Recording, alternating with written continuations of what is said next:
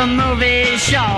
I parked my baby in the very last row. We were just making love, kind of kidding around, when the monster appeared with this crazy sound.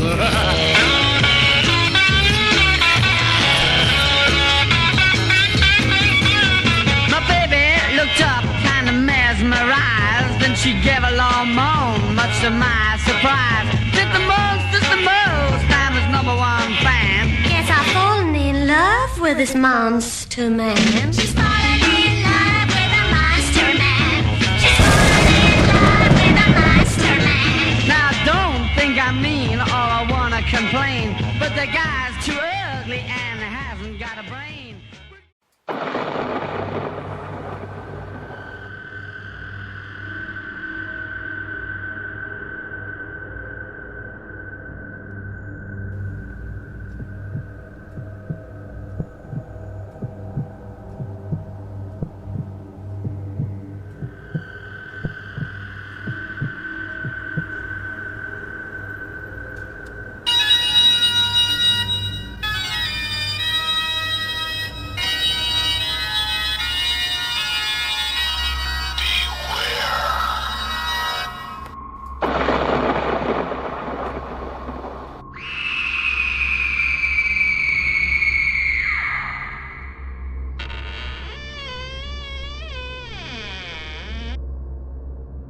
Good evening. I am Arachna the Spider People, your hostess with the mostess. And welcome to Beware Theater, because this be where you're gonna see some really bad movies. We've got vampires, aliens, werewolves, monsters, and of course, the undead. So take a load off, pull up a couch, and fasten your seatbelt. It's gonna be a creepy night. Bela Lugosi was a fascinating stage and screen actor who starred in over 100 films, including his signature 1931 Dracula. Unfortunately, Bela's talent was mainly wasted in the Poverty Row B movies. But no matter how bad or how insignificant the part, Bela Lugosi always gave it his all. And so tonight, we are going to watch one of his lesser-known movies, the pulp crime thriller, The Mysterious Mr. Wong. It was made in 1935 by Monogram Pictures, directed by William Nye, and it starred Bela Lugosi in a dual role. And no, folks, this movie had nothing to do with the Mr. Wong movies that Boris Karloff did by Monogram Pictures. You know, the 1930s were one of the worst times in American history. What with the Dust Bowl and the Depression and unemployment and homelessness and poverty and racism and starvation and a whole bunch of other bad things. People just tried to survive.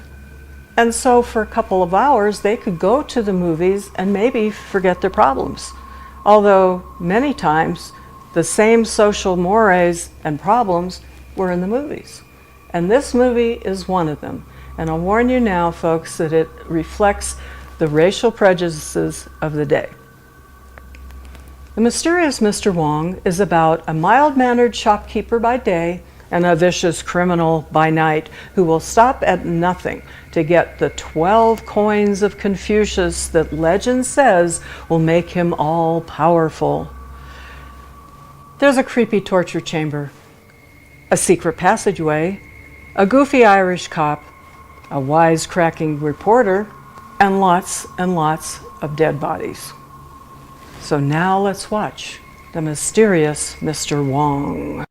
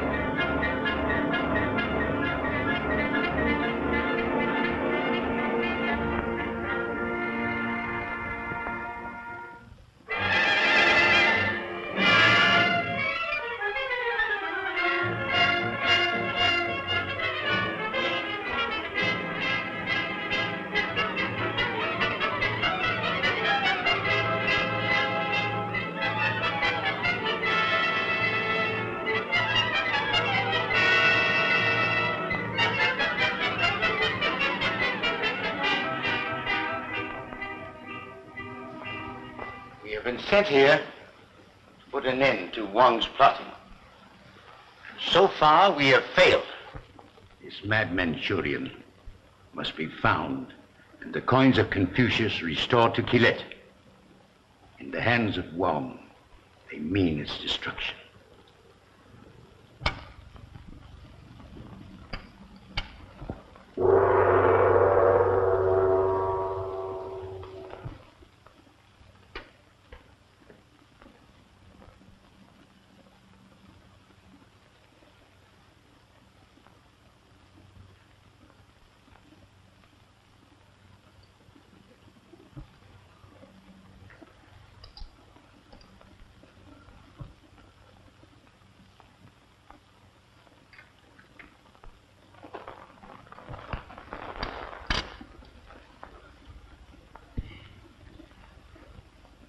One more.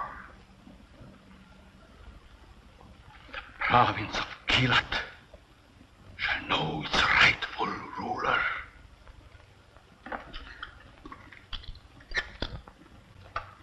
Moonflower.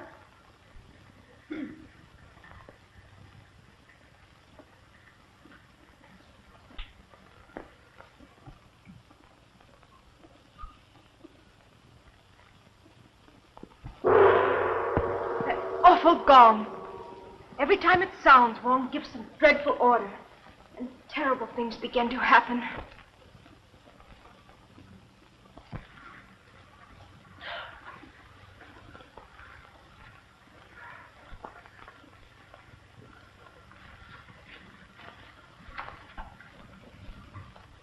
Did the ancient and honorable name of Wong fall from the lips of his gracious and loyal niece?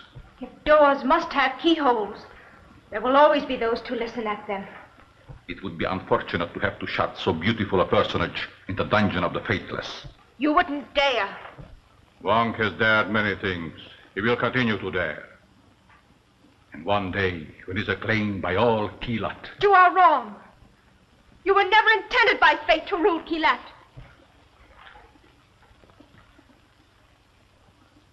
Time will teach you to guard indifferent speech.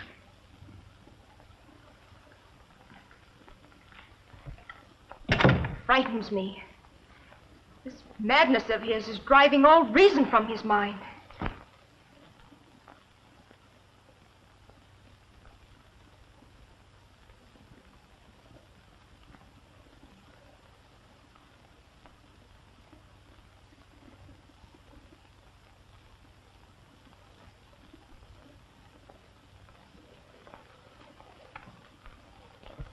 It would seem that your little affairs of the dawn have interested this Mr. Jason H. Barton.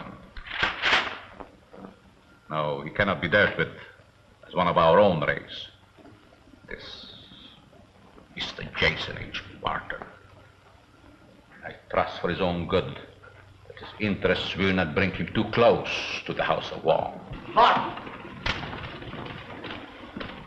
Come on, cut out the flame, will you? Come here, I want to talk to you.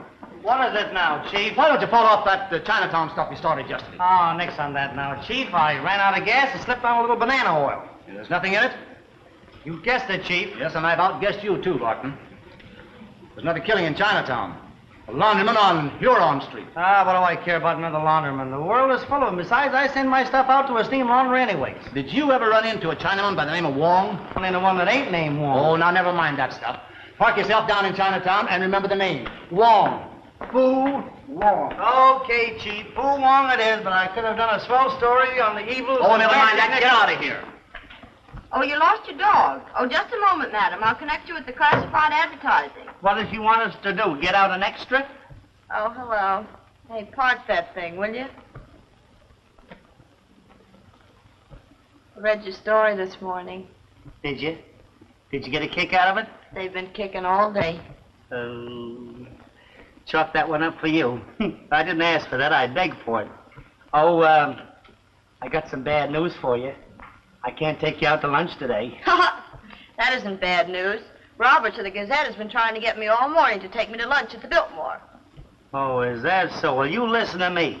Well, you're not going out with any Gazette lug anywhere. Says you with a tone of finality. Says I with a ton of finality. Hello? Oh, yes, Chief. Yes, he's here now. All right, I'll tell him. The Chief says to remind you that the Chinaman's name is Wong.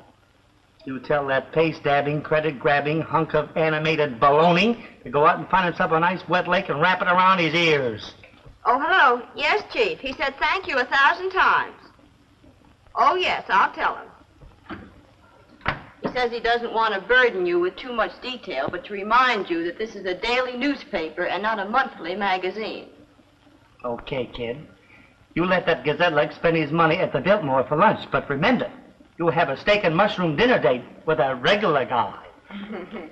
Yeah, let me out. Hello, attendant. You can come and get him now. He's ripe. All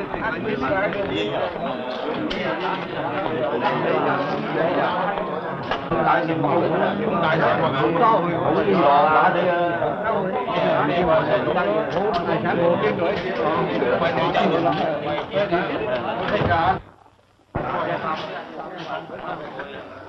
and what is it you want? I've been sent over from the Globe to do this murder. You're too late. It's already been done. I'll buy that one. A crack from a cop is worth 2 from the club. Where's the body?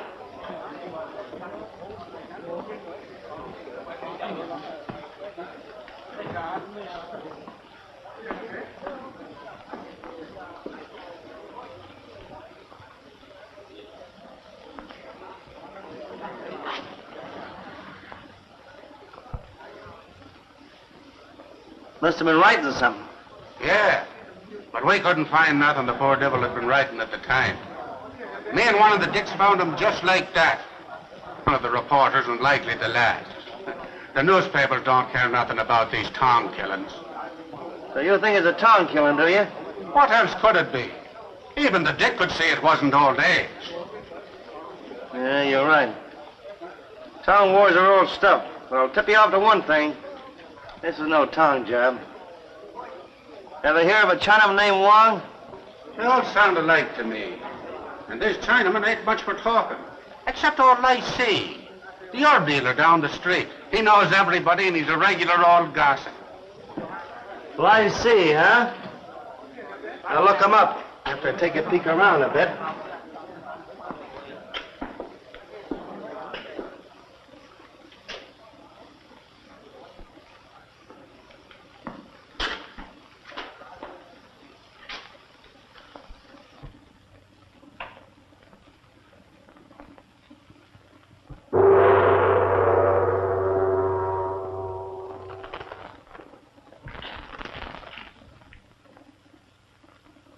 Sam toy.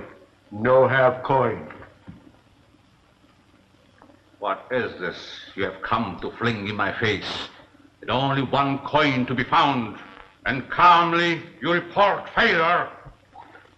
No, me no steal. Why should the lips deny what the eyes express so plainly? No, no, no.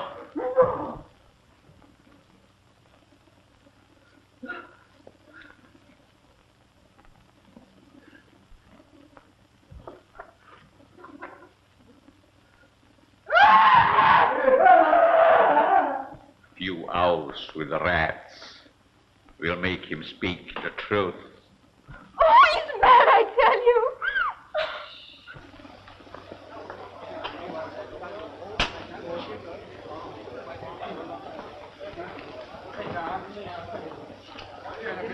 Them Chinamen is jabbering like monkeys. I've had to clear them away every 10 minutes. On your way, on your way. This club makes about 20 knots an hour and I'm getting up steam.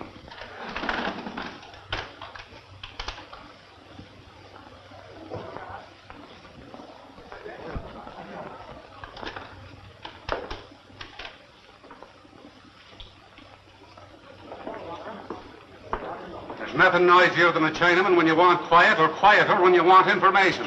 You know, Confucius said practically the same thing. Has he been in here too? Not today. Then it's all right then.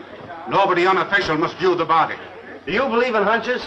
The McGillicuddies was raised on them. Then believe in the one I've got, Mac. It's hotter than the 1st of August. Smart you are.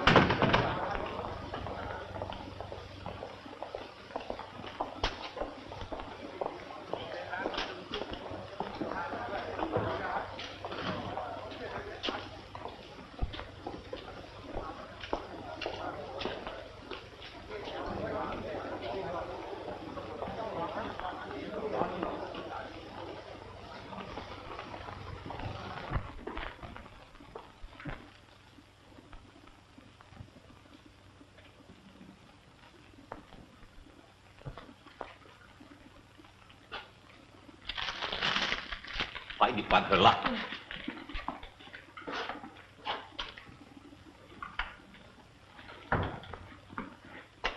Maybe you like some herbs? Maybe so, but I don't think so. What do you like? Well, I want to talk to you. Hey, you've been around here a long time, haven't you? I'll bet you could spring a story or two. Hey, old-timer? Like to sell herbs. Not that story. Okay, by me. Ever play hunches? Sometime play Femten. No play hunch game. So what was that, the end of the first round, and who won? No story, no play hunch game. Shut up now. Some other time talk. Maybe next day, sometime, maybe. I don't know. Maybe not. No stories, no play hunch game, maybe read sometime, maybe.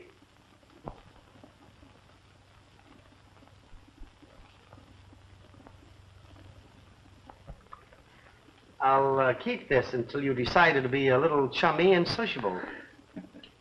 Maybe think a tell about long time ago poetry, maybe. Yeah, plenty, maybe. I'll take this to Chan Fu at the university, and if it's poetry, I'll autograph it for you.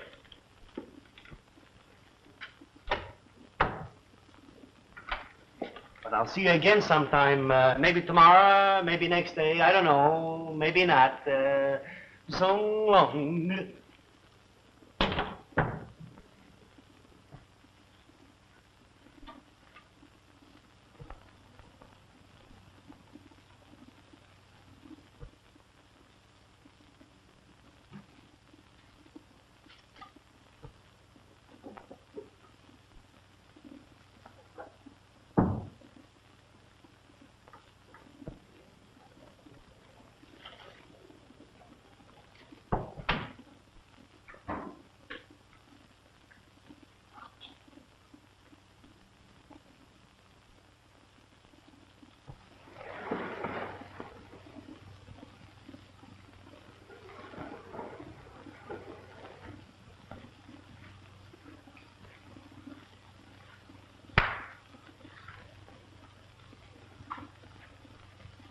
Your men have eyes that see not.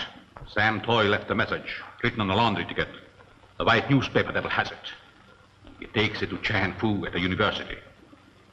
You will see that the ticket does not arrive at Chan Fu's.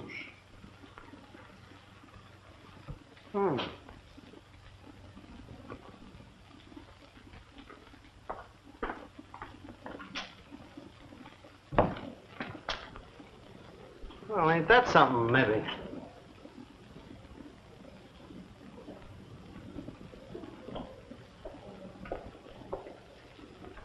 This white devil cannot be dealt with as one of our own race. May cause the police to be curious about even such a humble personage as old Lycee, the herb dealer. It should not be difficult to make it appear an accident.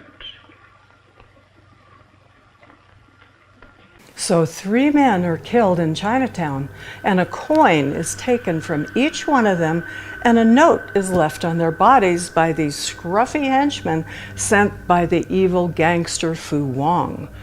You see, Wong is collecting the 12 coins of Confucius. But legend says that if you own all 12 coins, you will become the supreme ruler of the Chinese province of Kelat, wherever that is. And Wong almost has all 12, and he will stop at nothing to get the last one. Talk about coin collecting gone wrong. Meanwhile, the local paper has sent reporter Jay Barton to cover these murders. And when he gets there, surprise, he finds yet another murder. The owner of the Chinese hand laundry has been stabbed in the back, and his shop has been ransacked. And there's this Irish cop, Mac McGillicuddy, sitting there guarding the body until the coroner comes. No matter. Barton barges in and he starts looking around the shop, and he finds this laundry ticket with Chinese calligraphy on it, and he has a hunch that this is a clue. So he goes down to the herb shop to have old Lai Si, the owner, translate the note for him. But before that happens, a gong goes off and Lai Si ushers him out of the shop. And that's where we discover, folks, that Lai Si is none other than the evil gangster Fu Wang in disguise. And I gotta say, if you fall asleep in this movie, don't worry, that gong could raise the dead. I also gotta say that no time in this whole movie does Bela Lugosi even pretend to use a Chinese accent. However, with his mannerisms and his costumes and his acting, he manages to pull off not one Chinese character, but two, with a Hungarian accent. Oh, Deadly, what do you have there? You're taking a Chinese calligraphy class, and they have you writing ancient Chinese spells. What does that one say? You don't know because you don't know Chinese. A very evil-looking spider was about to visit your pocket. Yeah? It's a pet of mine. I keep it to bite strangers. Hey, my floor.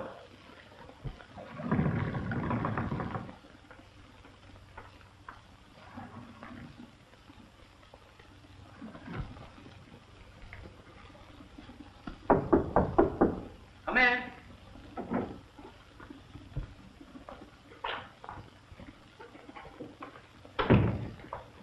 Professor Fu? Yes, sir.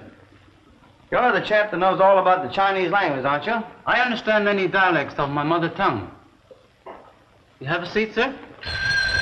Oh, thanks. Pardon me, please. Hello. Yeah? Đâu có xây dựng, lấy mặt này. Không phụ chỉ cái chuyện. Này thằng ca, mồ con. Không phụ chỉ cái chuyện属于红夫之人啊。Hello? Hello? You have a ticket you wish me to translate. Now, how did you find that out? Someone just told me. Uh-oh, somebody's been reading my mail. Who was that? I don't know. Say, you don't happen to be a spider snatcher, do you? Spider snatcher? Let it ride, let it ride. Let's start all over again. Cast your spectacles on that.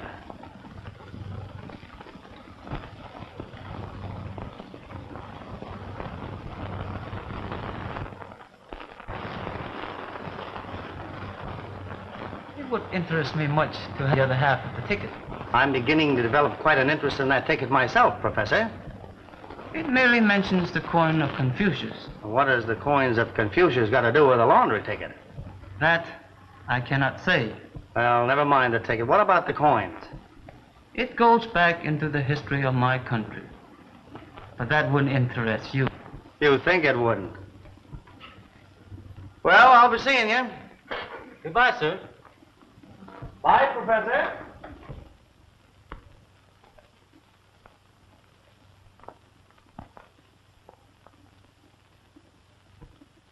And you have no idea who telephoned you?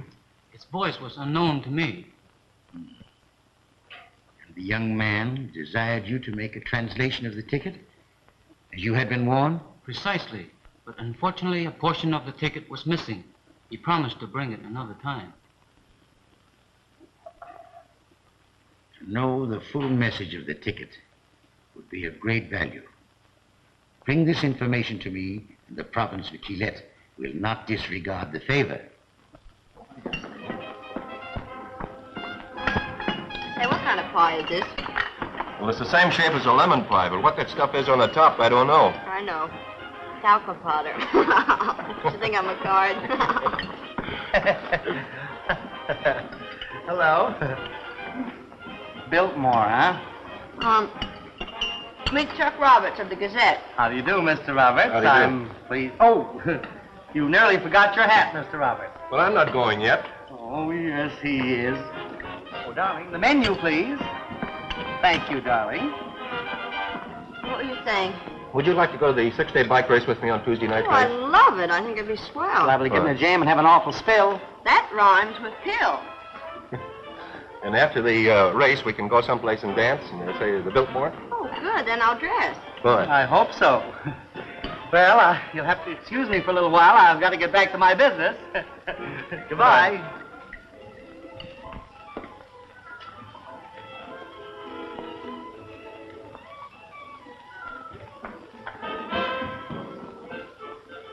Liberty 0436.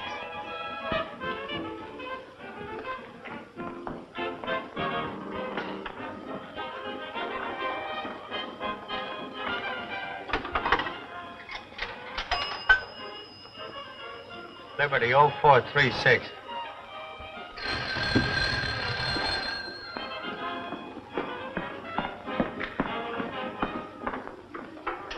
Hello? Hello, is Chuck Roberts there? Robert, just a minute, please. Mr. Roberts, you're one on the phone. All right, thanks. Excuse me.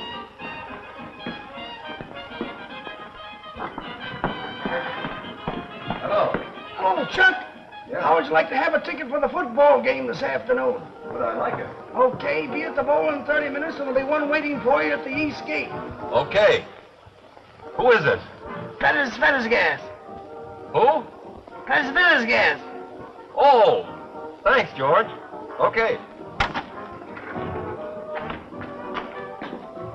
Gee, I'm sorry, Peg. That was the boss. I've got to go right back to the office. He's got a special assignment for me. I'm awfully sorry. I'll see you soon, won't I? Bye.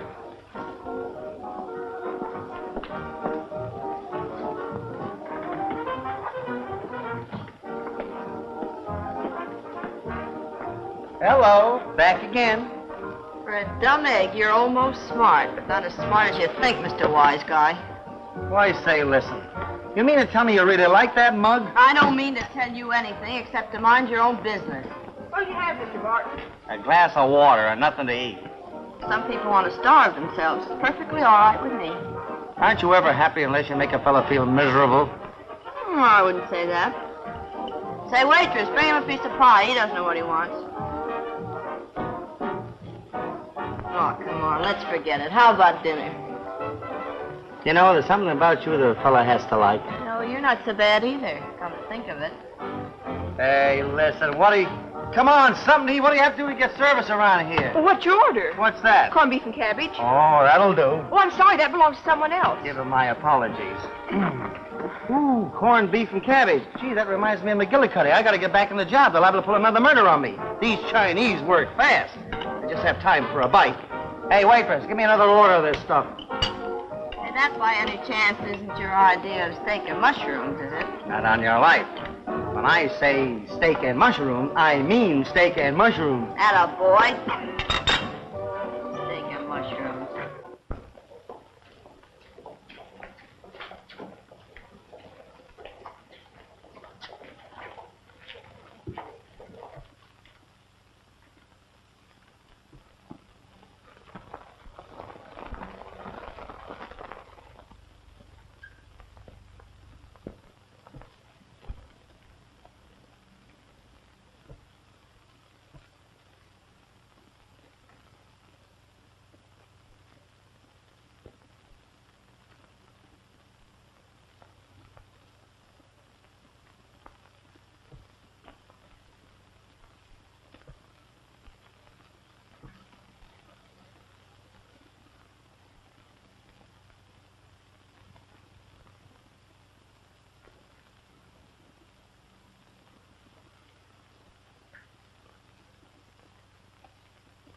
So you don't know nothing about it, eh? Well. I suppose you were all out of town when this happened. Hello, Mac. What, another one? Seems like they just can't keep from killing each other off. Say, this is getting monotonous. I'm supposed to bring in real live news, and the best I can do is run down dead Chinamen. Better dead ones than live ones if you care what's happening to you. Especially where killing's a pastime.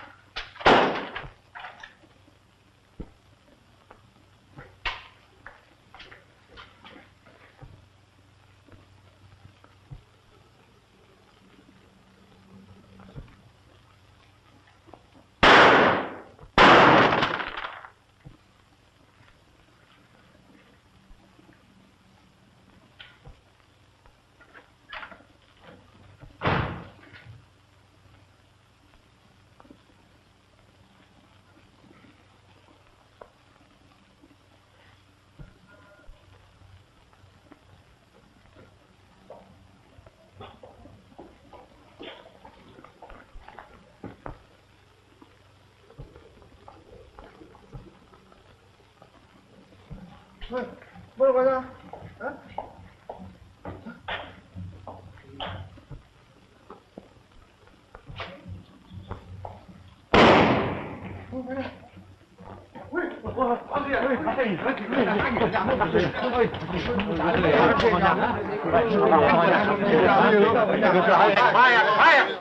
I can't hear myself think.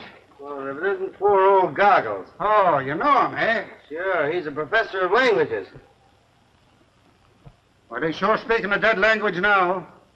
How many did that make? 5 or 6? I don't know. I've lost count. They'll be getting you next. Why don't you go on home? I'm getting more reasons every minute for staying. Now go on your way. We'll take care of this.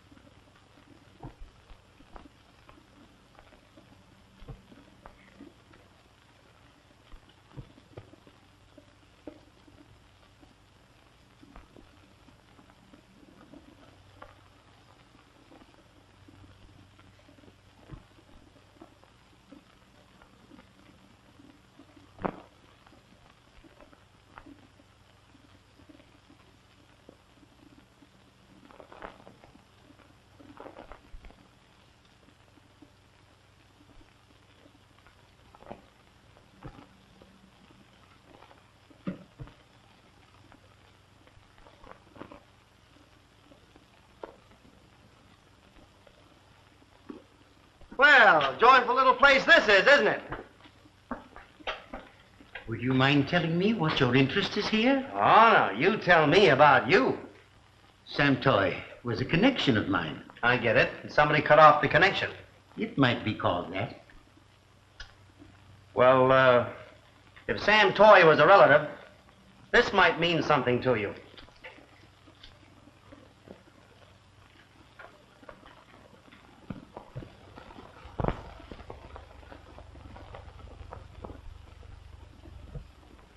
Are you aware of what is written here?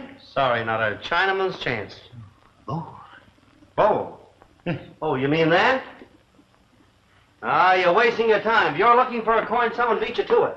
You and another Chinese gentleman wearing a dragon ring seem to have the same idea about that coin, only he works faster. A dragon ring? Sure, one of those long-tailed animals with You are sure about this ring? You bet I am, but the gentleman that's wearing the ring packs a mean wallop. A goodly thing to know. Thank you. Hey! Listen, pal, what's this all about? It would give me great pleasure to enlighten you, but there are reasons why it is impossible. However, you may have done my country a great service. I'll trade the medals for a little lowdown. Say about who killed Sam Toy, what relation he is of yours, some information about a Chinaman named Wong. You don't happen to be Mr. Wong, do you? To think I am Wong would be a grave mistake. I'm beginning to suspect I've made a couple of them already. I, too, would like to know something of this man Wong. Well, listen, pal, what do you say you and me get together? Listen, I didn't quite get the name. Hai Chang. He let China. Jason H. Button, Los Angeles. Goodbye, Mr. Jason H. Patton. Los Angeles. You newspaper lads move right in, don't you? Who's your buddy? Says his name is High Strung or something. He's a new one on me. Yeah, they're all new ones on me. What I can't understand is why a nice home-loving boy like you likes to play around with cutthroats and murderers. The same's you, Mr. McGillicuddy, and many of them.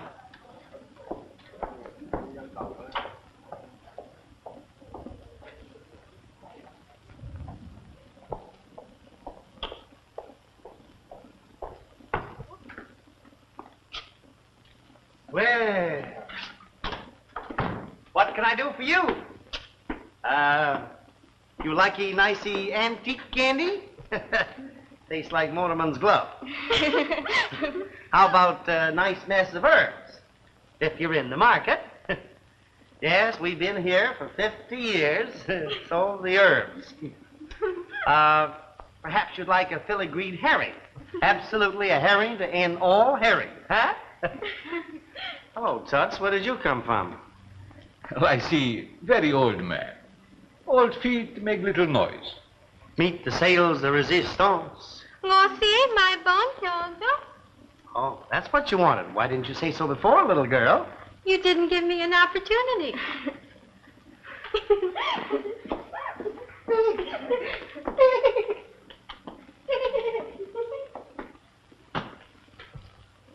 Maybe you bring ticket, maybe? I did not. Maybe big university man tell you what it say, maybe? You're getting hot. Play another hunch game, maybe? You've got the idea, old-timer. My hunch is if anyone knows what's going on around here, you do. Hunch game no good. Lie, hear nothing, see nothing. Lie, speak nothing. Never mind the monkey business. You go now. Come back tomorrow, maybe. Maybe ticket bring you luck, maybe. Sorry, I'm sticking around for a while. Maybe you buy some herb, maybe. Tomorrow buy herb, maybe. Today, maybe you talk, maybe. I see no talk. Too much talk, too much trouble. There's Sam Toy laundry ticket. How come you got such a boot out of that? Well, I see no get boot. Well, I see got slipper. Hurdle it. Why were you hot-footing it out of the laundry a few minutes ago? No hot feet.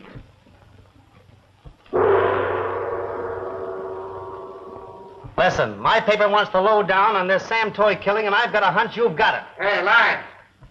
Have you got any more of those Chinese gumdrops? Oh, so here you are. This loafing's got me down. There ain't been a murder around here in 30 minutes. Your son. So you caught up with this one again? Is this another one of your connections? No connection. Maybe long time ago friend. Maybe I don't know. I guess so. Man sometimes enters his neighbor's door as friend, other times as enemy. Well, I see his door very friendly. My eyes see something in you that is familiar, but my mind does not recall it. Were you ever in Kilet? Kilat. Long far away, maybe. I don't know, I guess so. I see one time in Los Angeles and both. What can you tell us of your departed neighbor, Sam Toy? No, Sam Toy. Him washing man. I see sell herb. Do you know anything about a man named Wong? Hey, if you're going to throw them away, I know a fellow that can use some of them. Wong, no come shop. I see very old man. No go out. No, Wong. Maybe don't leave Chinatown. Maybe so, I don't know. I guess not. Maybe you won't. Maybe so. I don't know. I give up. Me, I see. the herb dealer. Everybody know old Licey. Okay, I was just kidding. Come on, lad, there's no news here. Say, if it's true that no news is good news, that guy could make an editor awfully happy. Well, we'll run down that guy Wong yet. As they say in your country, I'm for it. Okay, boys. You'll have to get along without me now for a little while because I have a heavy date with a hungry female. And as they also say in my country, up K in the ob J and he's in the ag bay.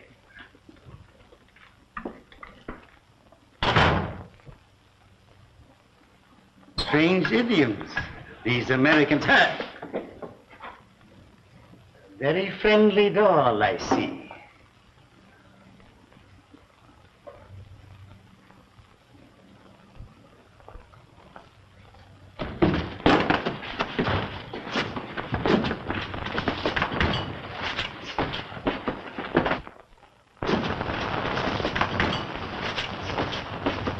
So Sam Toy had more than just dirty laundry in his laundromat.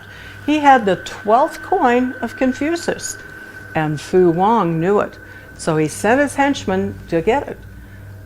Unfortunately, when they got there, they stupidly killed Sam Toy before they got the coin.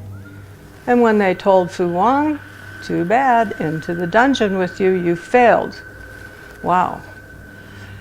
So Jay Barton, when he sees the calligraphy on the laundry ticket, he knows that's a clue. So he goes to the university to get a professor to translate it for him. But when he gets to the professor's office, he gets a phone call from Wong warning him that Barton's coming to have him translate the message. So Barton catches on, tears the message in half, and only gives one half to the professor to translate. Good thinking, Barton. So then when Barton gets back to the laundromat, it's like Grand Central Station in there. The professor had beat him back and he's rummaging around in the laundromat, and some strange guy is in the closet, and then Fu Wong shows up with a gun, and then the professor, he leaves. Fu Wong hears something in the closet, shoots, breaks this vase. Luckily the other guy wasn't in there. And then Fu Wong leaves, and he has somebody kill the professor, and then Bart shows up, and the guy that had been in the closet grabs Barton, they wrestle, he grabs the coin out of the broken vase, and he leaves. And then the secret agent from the province of Keelot shows up and cons Barton into giving him both halves of the message, and then he leaves. What was the message? Well, the message was, the coin is in the vase. Too late now. So when Barton goes back to Lee Sing's herb shop, they have this kind of maybe dance going on with asking questions and not answering questions. I mean, how many times did they say maybe? However, the secret agent from Keelot didn't maybe get kidnapped and sent to a bad place. He definitely was kidnapped. What, Dudley? How do I know which man is one of the Fu Wong's henchmen? I think it's because they have the black hats on and the scruffy suits.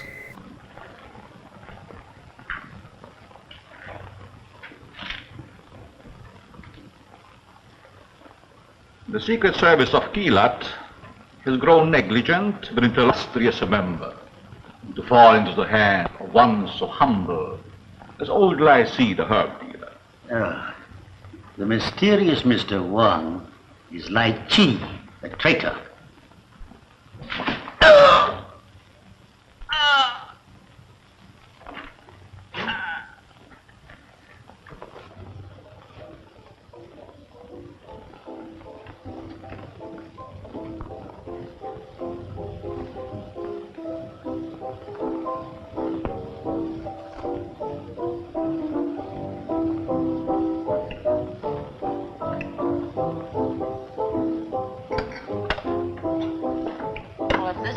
And mushrooms, I should order chop suey. Well, at There's steak and mushrooms, dear, tossed around a little bit. Well, if you don't mind, I'd like to do my own tossing around. Oh, it's just like a woman, always squawking. Now you're beefing about the food. This cost a pretty penny. Well, don't you think I'm due for a beef or two? You know, this isn't a Biltmore. You get everything here you can get at the Biltmore. Lights, food, music, atmosphere, indigestion. Yeah, but I got you and not Chuck Roberts. Oh, yeah, you got Chuck Roberts right in there. Everything's in there.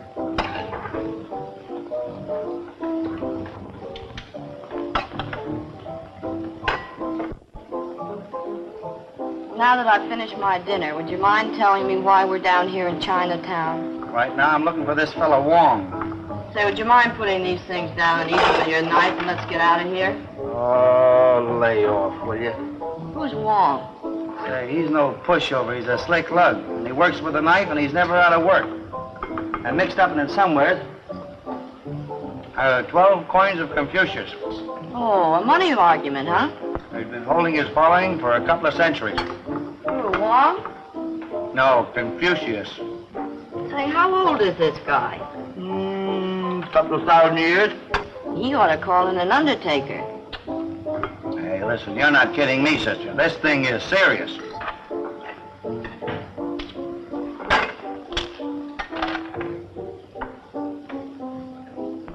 You will shortly experience a great danger. Something tells me I'm not going to be very happy here.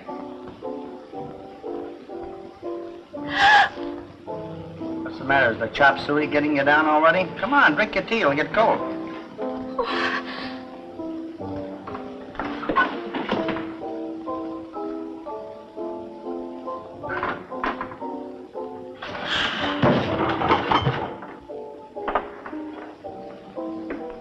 Come on, let's get out of here.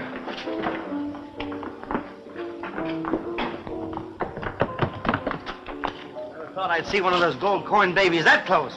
What do you think of it? Oh, take it back where you got it and let's get out of here. Oh, don't get nervous about a little killing after you've been around a while. Want me to think to you? Oh, no?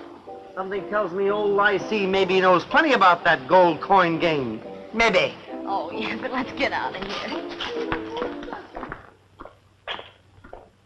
Hey, where are we going? I don't like the looks of this street. This is Lover's Lane. We're on the way to Lycee's. How do you spell it? Hey, who was that meant for? I don't know, but I've got a hunch we ought to keep walking. Walking? What do you mean? Let's run. What's the matter with you? You don't want people to think we're scared, do you? Of course, I don't mind if we walk a little faster. Hey, man! Well, what the... Why don't you two kids go home? You better run down to the Chinese restaurant that just knifed another Chinaman. What? Come on, you're going home. You're not kidding, but I'm not going to walk. Call me a taxi. In the middle of the ocean, you ask for a taxi. All right. Let's not go that way, though. It's too dark. All right. Pick your...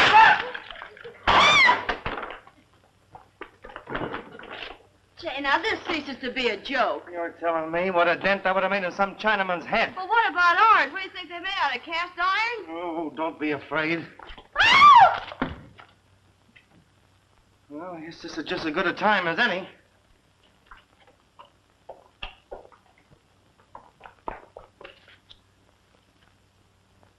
Hey! There you have! Gee, honey, I hate to go without seeing Lycee. It's a new angle I got in this story. All right, you write it, and I'll read it at home in the morning. Oh, there's nothing to be afraid of now. Come on, be a good sport, will you? You call a cab, or do I call Chuck Roberts? Taxi cab!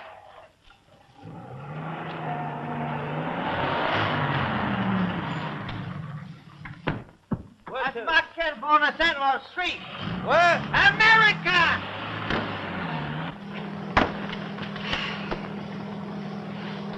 Thank goodness we're out of that mess. What are you squawking about? You didn't get hurt, did you? No, it's not your fault. I can always replace the hat, you know, but this is the only head I got. Oh, and what a head. What are you thinking about? Chuck Roberts. Why don't you? What? Chuck Roberts. You can go now. Oh, all right. That's the way you feel about it. I'm going back to see old Lycee. I'm going to ask him a few questions. How can you talk if your throat's cut? No! Oh, driver, I like that. Will you do it again? Hey, what was that? Chloroform. Hey, darling, hey, pull over there, will you, driver?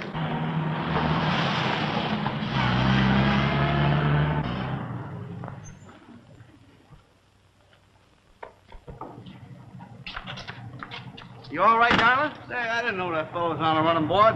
Yeah, take this and keep the change. Take your little wagon, we'll walk. Thanks. Come on, snap out of it, darling. I want to go home. I'm going to take you home right now, darling. Thanks for the buggy ride. Holding coin and man called Wong. You find in back old Lycee shop. Hear what he said, Peg? I've got to go to Lycee. You've got to go home alone. I should say not. I can't take you home now. This thing is red hot. Who said I won't? I'm going to stay with you. I got a couple of things to tell that Chinaman myself. Atta girl. Gosh, it's dark in there. Maybe we ought to... Don't maybe me.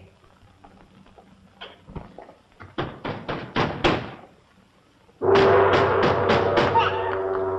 on, let's get out of here. We can come back tomorrow. I thought you had something really important to tell this guy. I'll phone him. Well, forget it. This is big. Hey, we'll probably be written up ourselves on this story. Yeah, but in what column? Ah, don't be silly.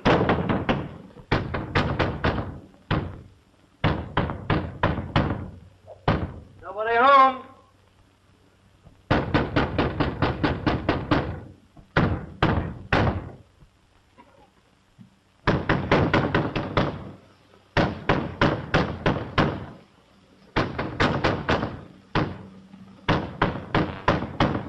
I guess I have to give it up as a bad job. Old Lycee's probably gone to bed. You get me all the way down here, and then you're going to walk out on me.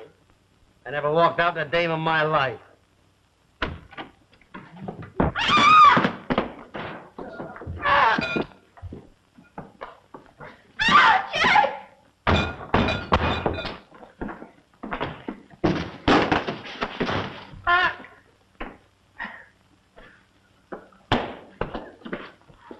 How am I doing, Toots? Ain't that something? Now will you go home? Look. Come on, let's go. No, bring the totem pole.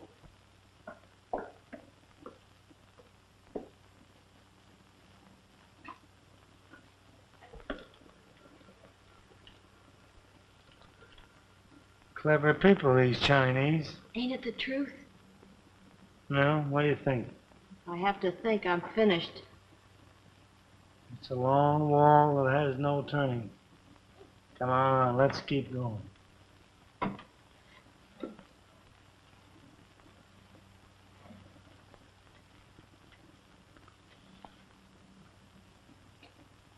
Give me that.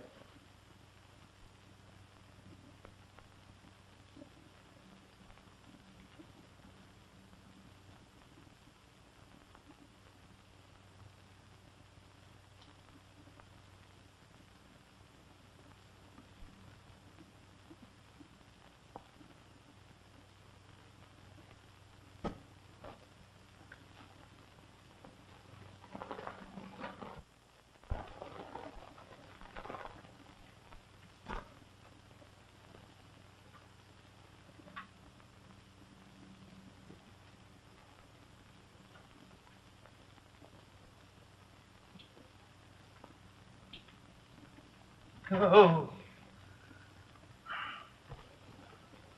What's that?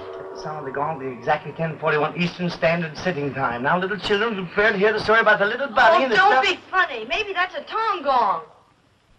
A what? A tong gong. Are you talking Chinese, too? Oh, come on. This is no place to park.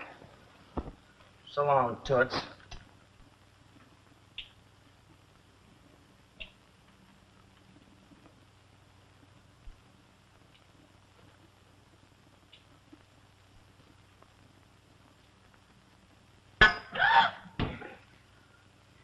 You're crazy, Jay.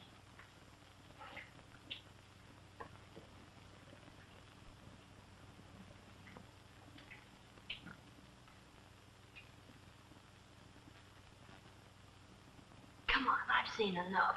You haven't seen anything yet. We're going places.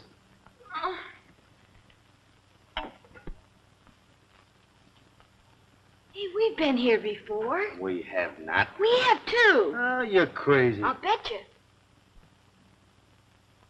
Come on, let's go.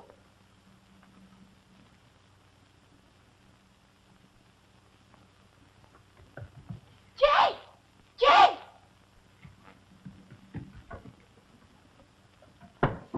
Peg! Where are you, Peg? Jay! Oh, Jay, darling, I'm so glad to see you. I was walking around the corner with so dark. I never thought I'd see you again. Hey, wait a minute. What are you trying to do? Get romantic in a joint like this? Hello, here we are back again. Hi, you old timer. I see you picked yourself up for wife. That isn't the same one. Sure it is. I'll prove it to you. Don't touch it. That's funny.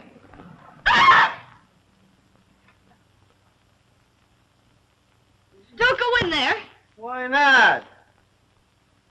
Try and keep me out. Jay! Pardon me, I hope we're not intruding, but would you mind telling me how we got here? Where are we? You are in the house. Don't talk to white devils. Hey, did you hear what she called us? What's the difference as long as we get the story we're after? You are in the house of Wong. What did I tell you? The house of Wong. Wong, great man. Someday, Wong, great emperor. Did I have a hunch or did I have a hunch? Hey, we better call the police. And get those poor policemen in trouble?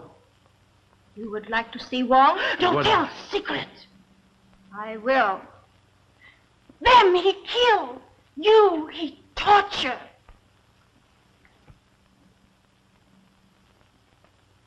Don't go. Don't go. I'm not afraid.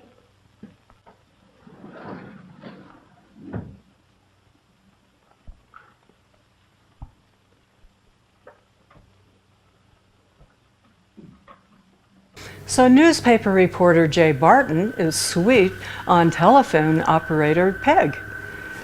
She gives him a hard time, but she likes him enough that she allows him to take her to this crappy Chinese restaurant where her fortune cookie says that she's going to be in danger real soon. Oh my goodness. And then the guy in the booth next door, who looks like he's dying, drops the coin of Confucius onto Barton's hat. And then they realize, oh crap, they really are in danger. So they jump up and run out into the street where people try to kill them. Whoa, Barton sure knows how to show a girl a good time. So do they go home and get out of danger? No. Barton sees this as a hot story and he's gonna get it for his newspaper. Yeah, he's gonna get it. Stay tuned, folks, and you'll see how. So, after a very scary cab ride, they end up at Lee Sing's herb shop. The door's open. They go in. They discover the secret passageway. So they go in and they wander around these dark passageways until they end up at Fu Wong's home. And his niece is the home. Fu Wong isn't.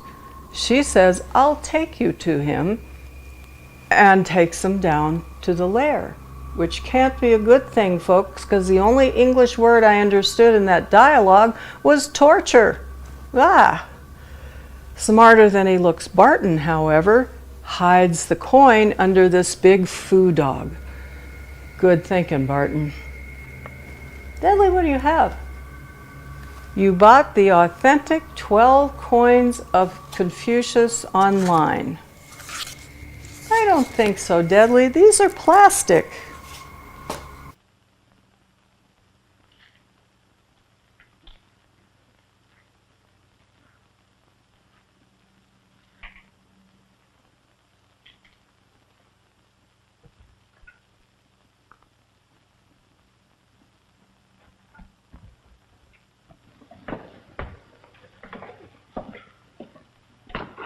I got a hunch we're heading for trouble. Heading for it, we're in it. You ought to go upstairs and stay with that servant woman. And have you tell me I can't take it? Don't be silly.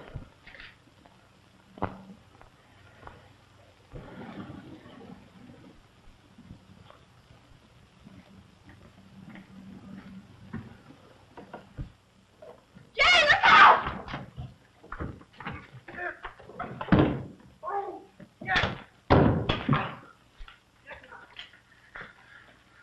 Strength spent, never regained.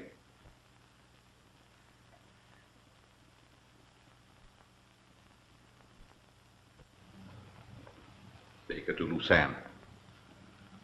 I will attend to her later.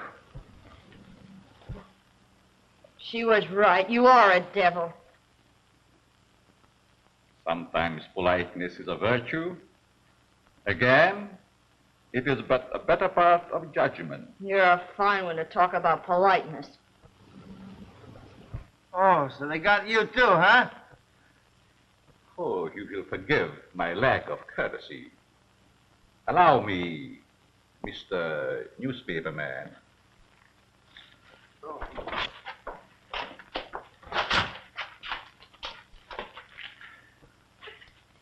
May I present the great Hai Tsung, head of the Secret Service of Kilat. Hey, where have I seen you before? Hear nothing, see nothing. Speak nothing. Ah, I get you now. Hiya, Toots. Smart young man. You wanted a story for your paper, and now you have it. But I cannot promise that you will ever print it. Take it easy. Take it easy. Hey, let her alone, will you?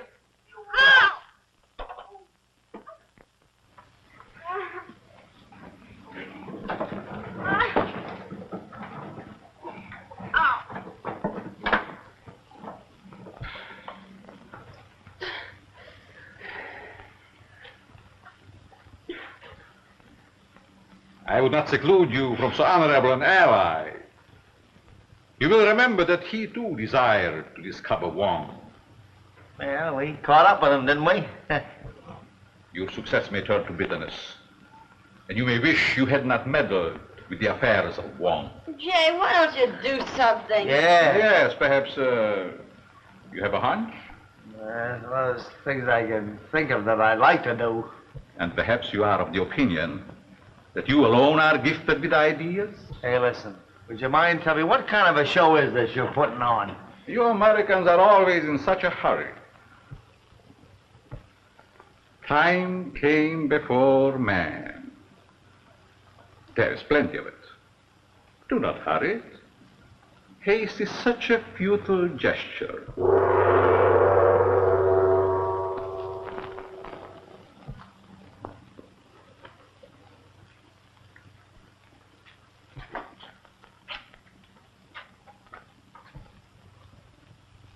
Little man, what now?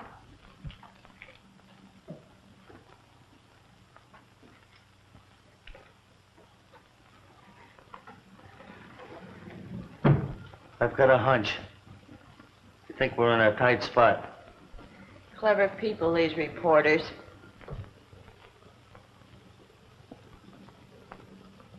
Ow, what are you doing? What I think is at the end of that cord, I'm going to do plenty in the next few minutes. What cord? Ow! It's a phone. Hello. Hello.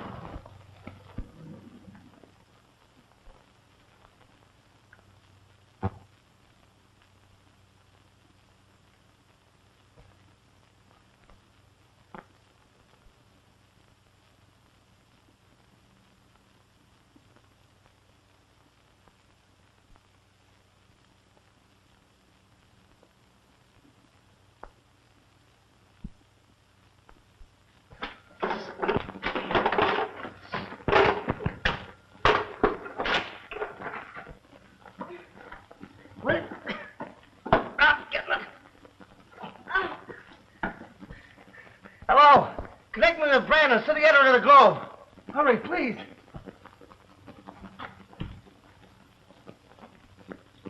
White man got coin. Hurry, honey.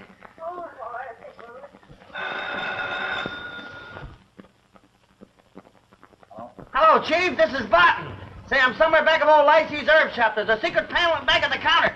It's a matter of life or death. Say, Chief, you better come well heeled. These babies don't play with marbles. Hey, somebody's coming.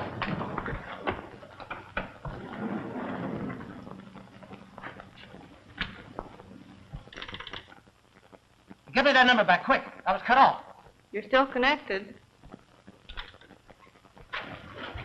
It brings joy to witness my return. Delighted. Come in and cut yourself a piece of throat. Where have you hidden the sacred coin of Confucius? Try and find out. You're such a smart guy. Uh-oh, what's this? Take it easy now.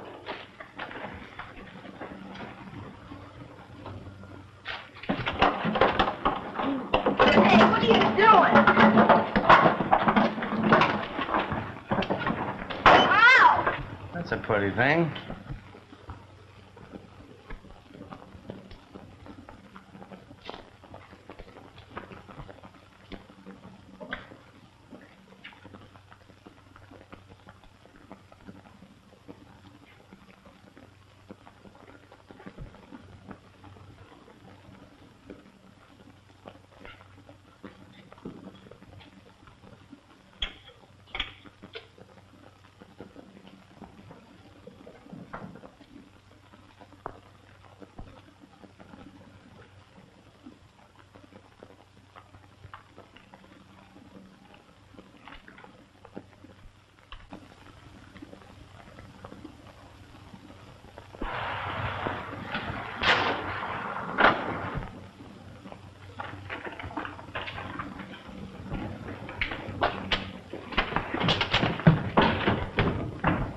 I always suspected there was something wrong in there.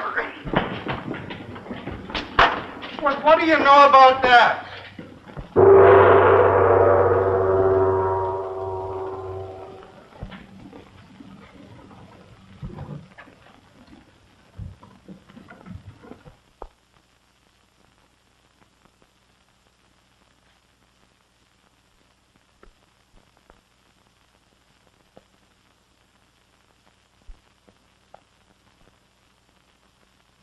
Hey, you.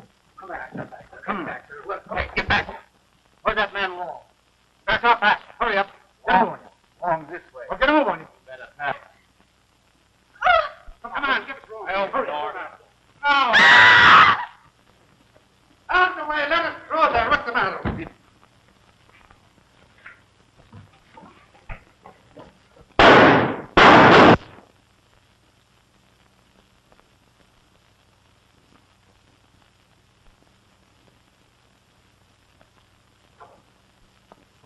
It's all right, darling. Oh, wait a minute. Easy. It's all right. It's all over now. Chief, I'm going to be fair with you. This is the first time I've ever been glad to see you.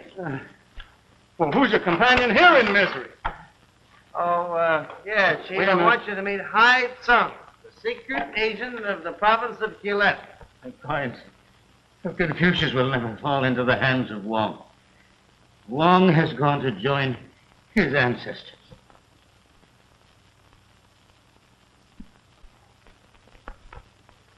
I knew I'd get this thing straightened out. John, I got a hunch. What? Scratch my back, will you? Oh. Ooh. Say, listen. Can I call you about my last name? I'll have to think it over. Well, what's the matter? Don't you love me? Guess I could learn to. Oh, how long will it take you to get started? It's 11:30 now.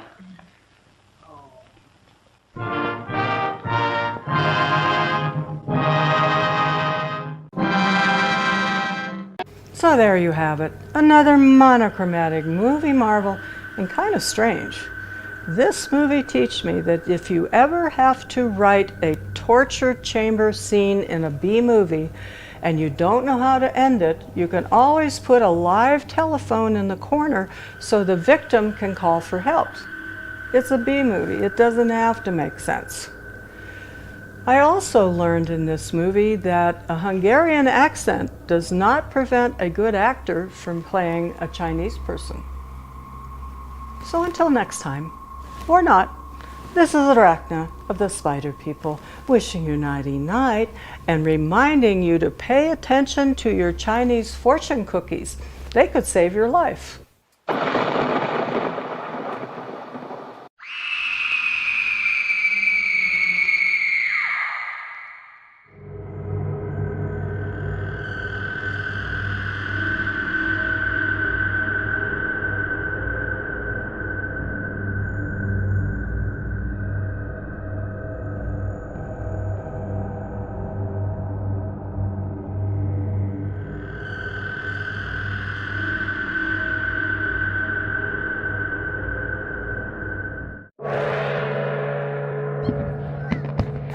Geez, Deadly, this Chinese New Year parade is so crowded, I can't see the dragon dance. I do like your dragon hat, though. Hey, watch where you're going. Wait, you dropped something. A bag of coins?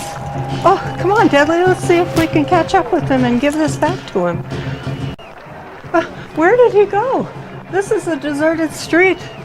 What? He went into a store down there. Which store? Deadly, take off that dragon head. I can't hear you through it. Oh, that's better. Okay, let's try the Chinese hand laundry first.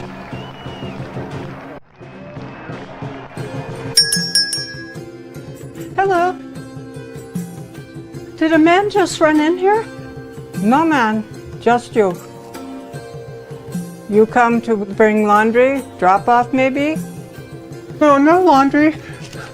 We're looking for a man who dropped these coins. Coin shop next door. You tell man to come pick up his laundry. It's been too long. He needs to pay me. Coin shop. Okay, come on, Deadly.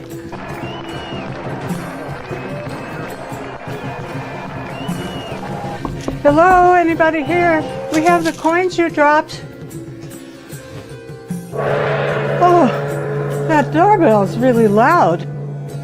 Hello, anybody here? Who are you? I don't know if you remember me, but you bumped into me at that dragon parade and you dropped this bag of coins. Quick, come in before they see me. Daoshi, come quick. Chance you find me. And we've been chasing you, trying to return them to you. They look valuable. Here. Oh yes, thanks. I thought I lost them. Very important. Very ancient. Very magical. You look so afraid. Why were you running, and who don't you want to see you? Yes, very much afraid. Jiangxi chasing me. I was afraid they'd catch me and suck out my chi. Jiangxi? Sucking out chi? What are you talking about? Yes, Jiangxi. You never see 1985 Hong Kong movie Mr. Vampire? In your culture, you would call them vampires or zombies. Bodies stiff, they cannot walk. Instead, they hop with arms out. Hopping Chinese zombies? Who knew? So that's who was following you? I thought they were part of the parade. This is Dayoshi. Quick, come in. Oh, Lu Yan, so glad you are safe. I saw Jiangxi chase you at the parade. How did you escape them? I did what you said. I held my breath and they went right by me. So now I come here to hide. Jiangxi are everywhere now that graves have been moved. Moving graves and hopping vampires? Who are you and what's going on? This is local Taoist priest. He can help with Jiangxi. What's going on? Because of urban sprawl, some developers are digging up Chinese cemeteries in order to build condos, and some of the old corpses are not happy. They have reanimated and are chasing humans and sucking out their life force. And even worse, some of the burial coins have fallen out of the coffins. I found some and brought them to Luyan for safekeeping. But no, Jiangxi are now after us.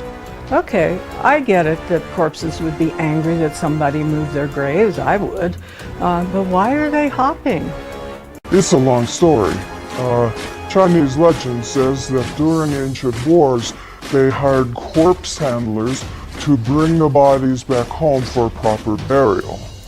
And how they did this was the priests attached magic spells to their heads to animate them for travel. But because the corpses were stiff with rigor mortis, they couldn't walk. They could only hop.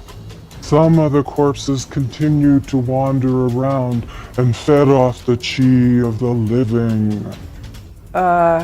So these stiff hopping corpses are now alive, right? No, like your vampires, they are undead. And like your zombies, they can't think or talk.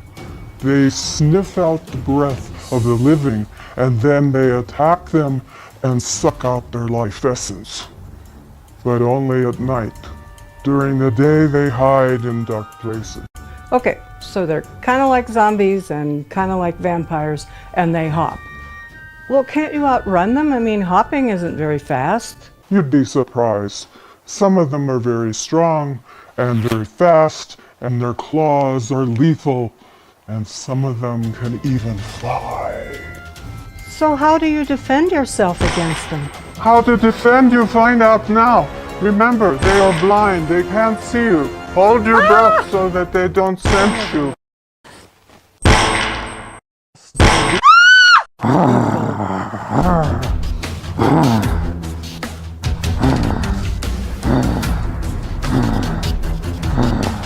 They don't like magua mirrors. Oh, that didn't work. A pitchwood sword is supposed to defeat them. We go through secret passageway. Come on, Dudley. Hey, where you come from? You go away. I'm working here. Oh, I have a bad feeling about this, Dudley. What are we doing in the cemetery? Isn't this where those hopping vampires live? Yes, but they're out killing people now. We wait for them. It's almost dawn. Let's hide behind bush. I think these empty graves are for Jamshi. We wait, and we hide.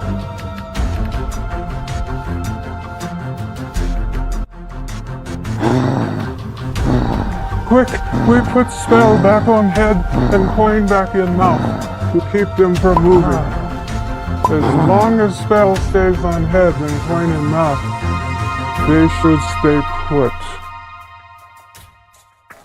We go now. We let them rest. Perhaps their souls will depart in peace.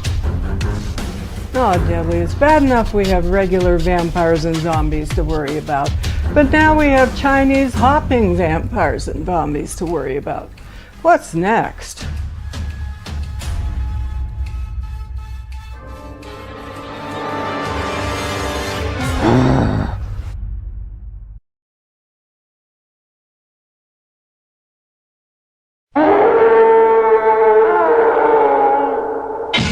She's fallen in love with a monster man. She's fallen in love with a monster man. She's fallen in love with a monster man. Well, it was hot last night at the movie show. I parked my baby in the very last row. We were just making love, kind of kidding around, when the monster appeared with this crazy sound.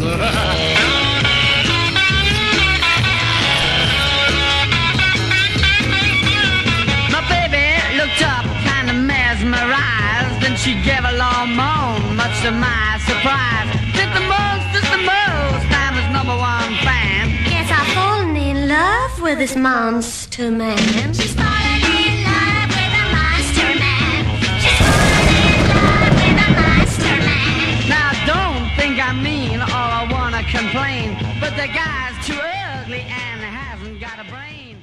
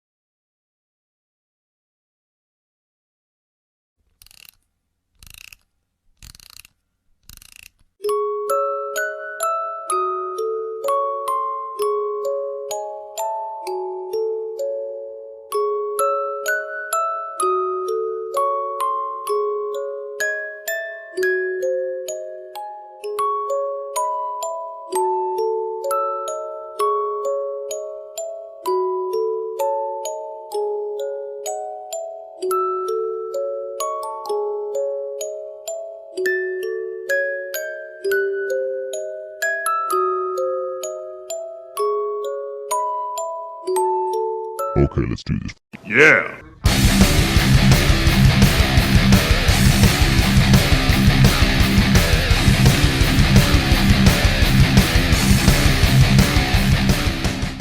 Well, hello, my malicious malcontents. Welcome back. And yes, once again, it's me, Mistress Malicious.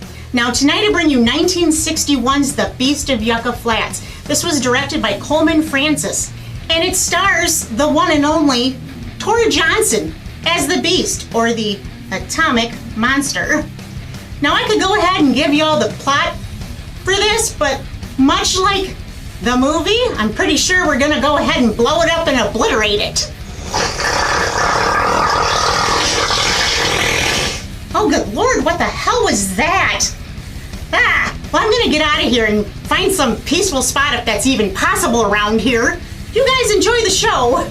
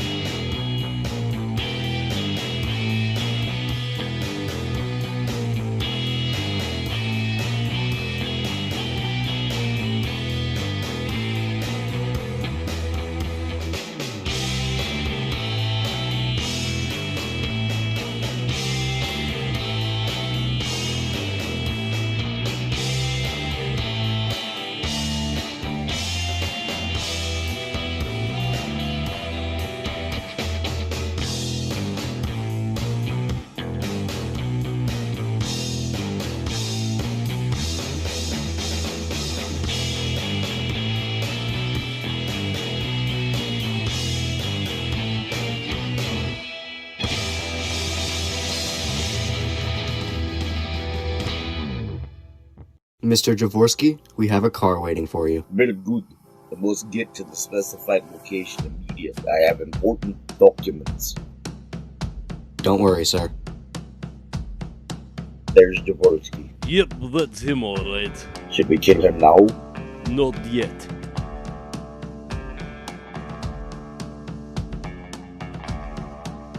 Okay, now.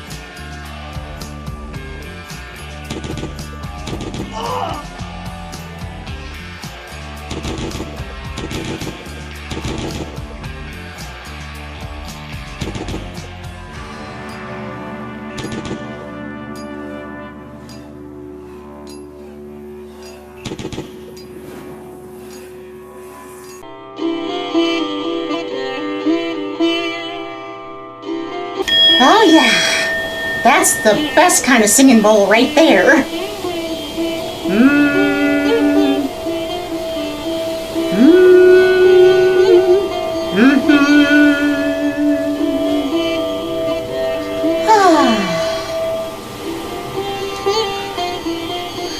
Piranha, piranha, fish mush, puree. I want some, I want some, I want some for me. Piranha, piranha, fish mush, Harry. I want some, you'll get some for me.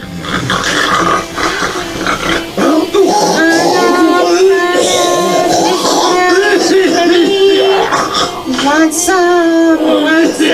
Oh, good God! What the hell?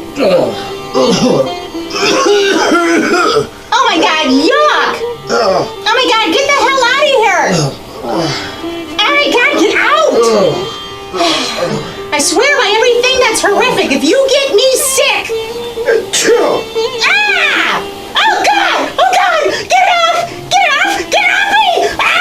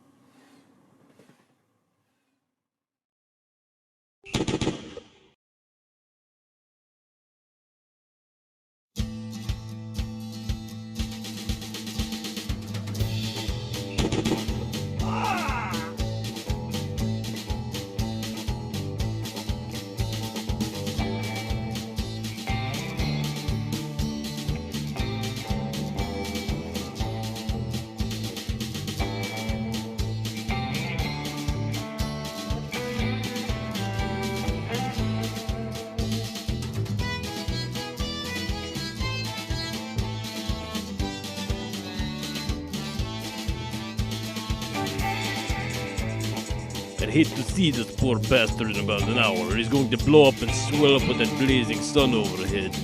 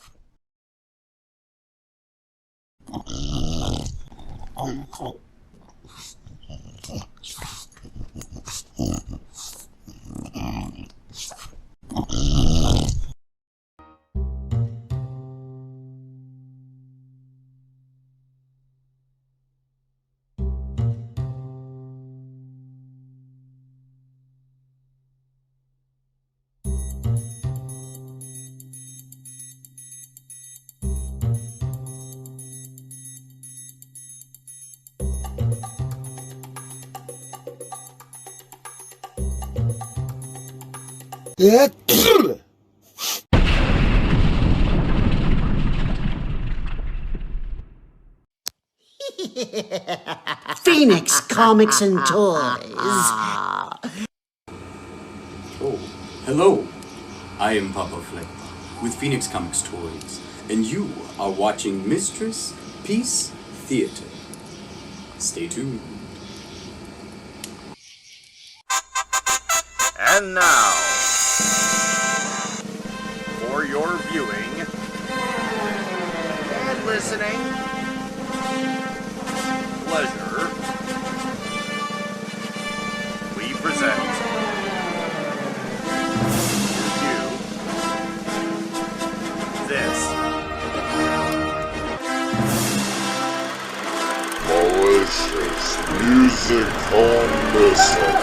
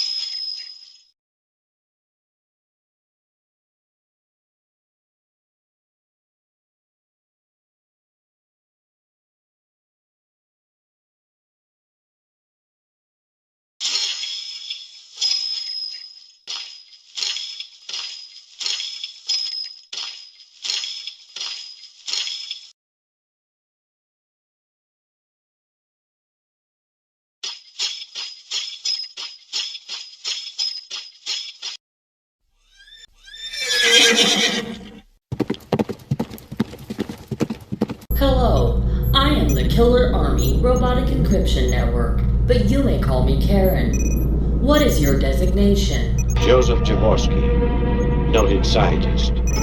Recently escaped from behind the Iron Curtain. Recently escaped? So am I. Are you in a relationship? Are you seeing anyone? Wife and children killed in Hungary. Caught in the wheels of progress. Okay, that means you are available. Touch a button, things happen.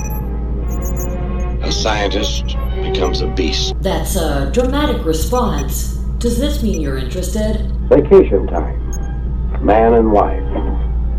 Unaware of scientific progress. People travel east, west, north or south. Are you asking me on a date? Where will we be going? Nothing bothers some people. Not even flying saucers. Stop trying to be smooth. I have already agreed to the date. To reach the top, a man needs an airplane. A jump from a plane could land you on top. Is that a euphemism? Are we going flying in an aeroplane? Or a flying saucer? Or are we going skydiving? Always on the prowl. Looking for something or somebody with Hank and some help from neighbors. The search narrows. I do not understand. Who is Hank? And how did your neighbors help? I met you on plentyoffiles.com. What do you like to do for fun? Kill. Kill just to be killing. Are you serious? No shade. When do we leave for our date?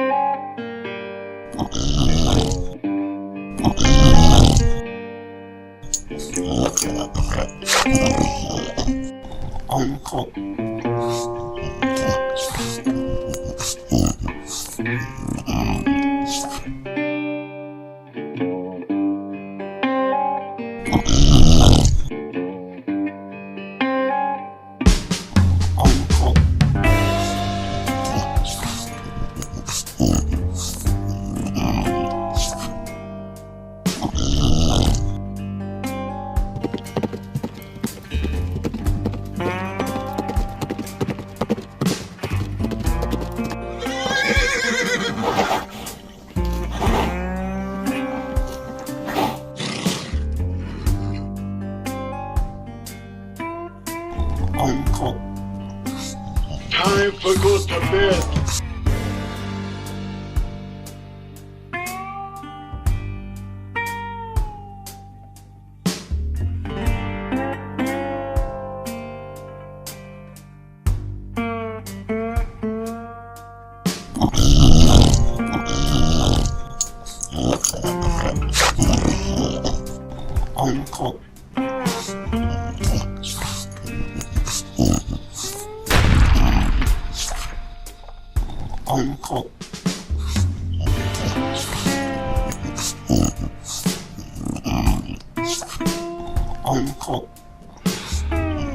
How about some mentholatum?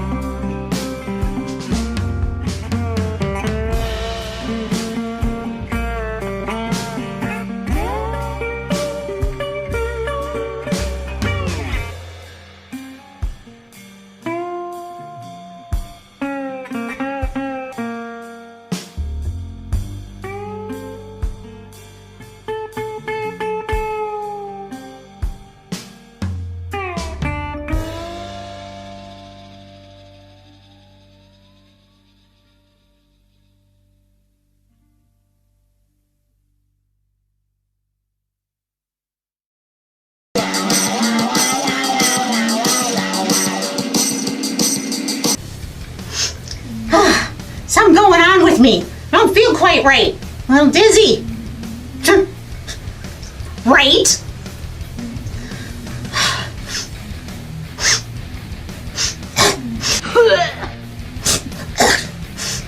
Oh, God. No.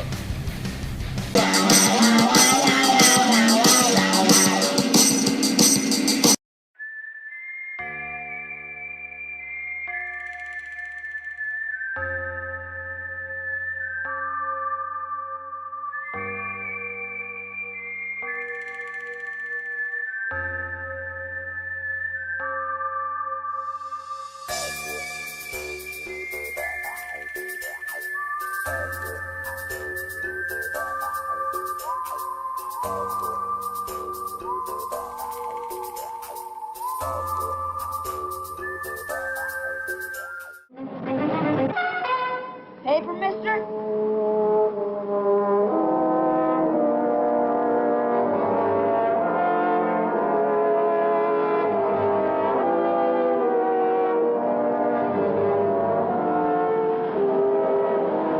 Get your morning paper.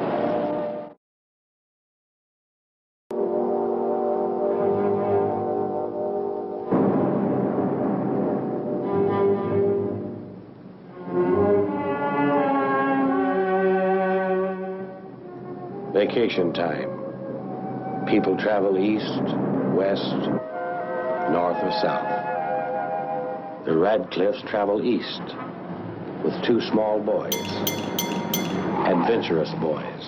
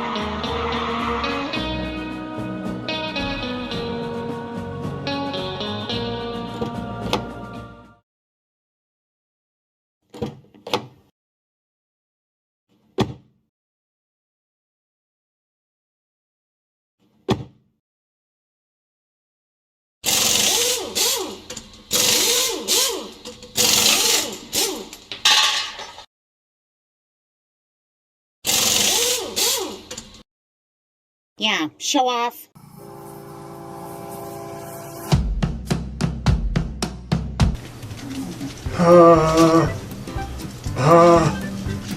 Did you get stung by a bee? What are you talking about? Why is your head so freaking big? What are you trying to say? Well, You trying to say I got a big head? Oh, yeah. Yeah? God, I can't believe I mean, it's huge. you. It's not that big. And besides, how do you think? Do you know just how much I just ate? No. Like, half the ranch, 3/4 of a big city?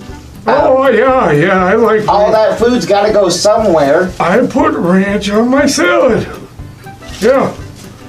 Ranch is good. With french fries. But Please don't talk about you eating must a be salad. allergic.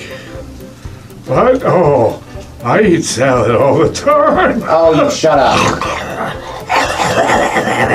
Chomping that shit No up. good eating on you. There's nothing but bones. I know.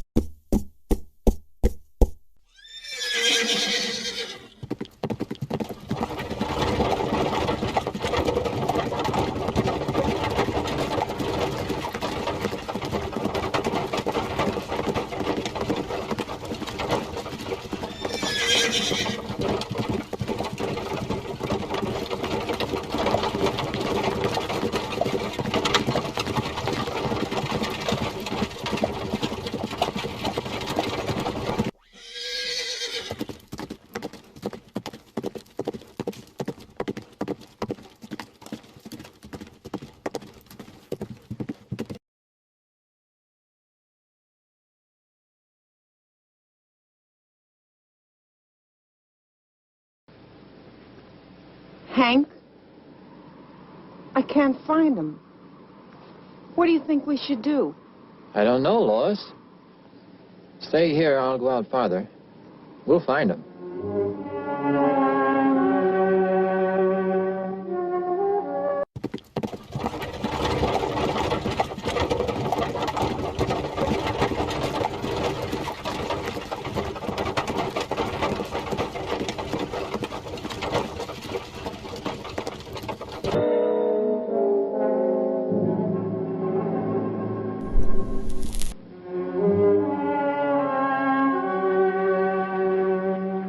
Randy!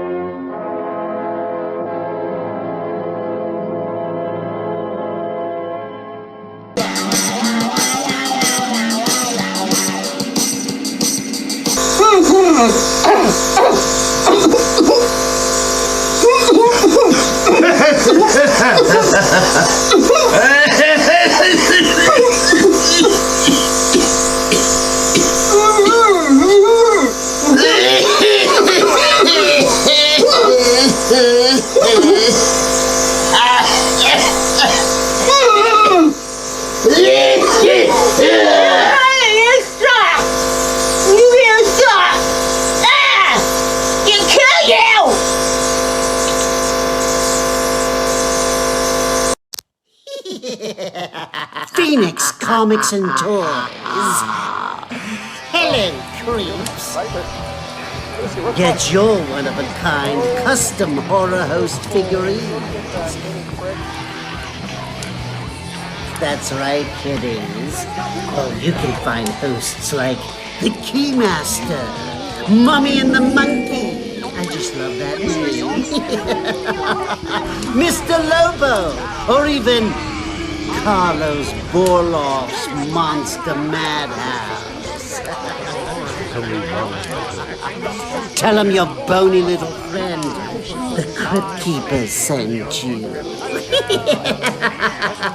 It won't get you a discount, but it might get you killed.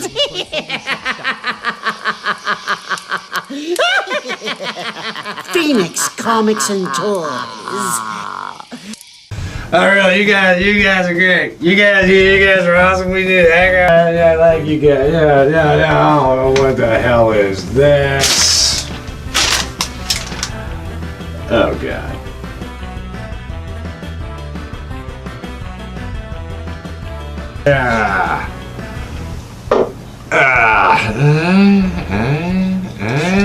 It's all blurred to me. It's all blurred to me.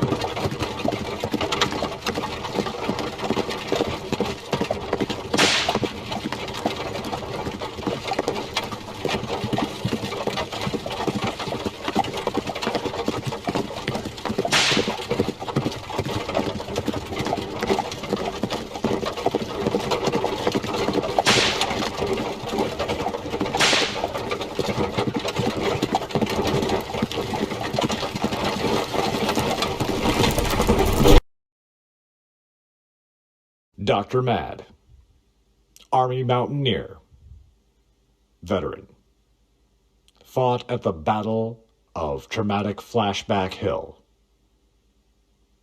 has no clue what he's doing.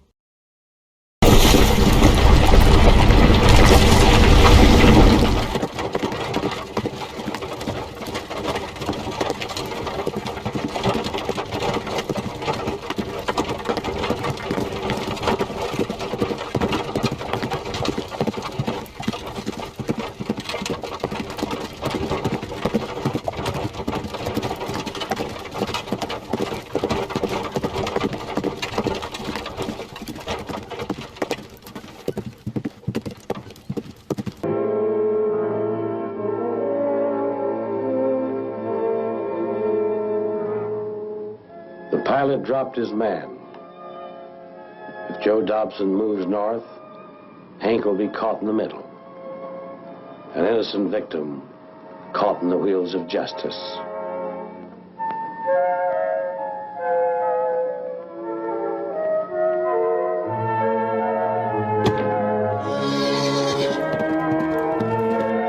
Hey, I can see Russia from here.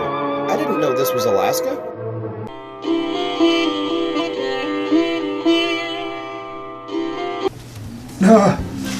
Did you hear about Karen? Karen? Karen, the computer. Who's Karen? What computer? Karen, Dr. Mad's computer. You do realize I'm stuck in this spot. I can't really explore around, so I only know these things if you tell me. Oh, okay, well, so Dr. Mad has a computer. Yeah, and it's she stated the narrator. The narrator? What narrator? Yeah, the narrator. Yeah, like the refrigerator, narrator, aerator.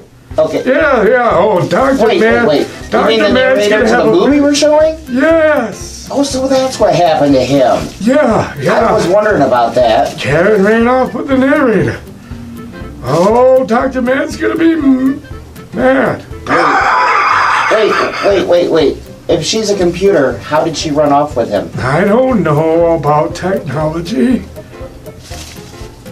Maybe a remote control. Also, Bluetooth. Black tooth. No teeth. Green teeth? Green teeth, yeah, that's Mad Peter. Yeah, he's got some things. Oh, wow!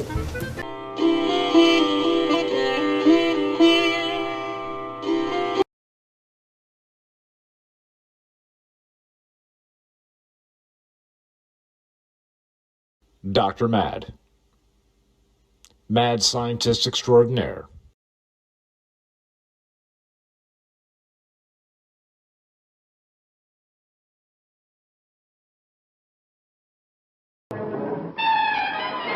A man runs, somebody shoots at him.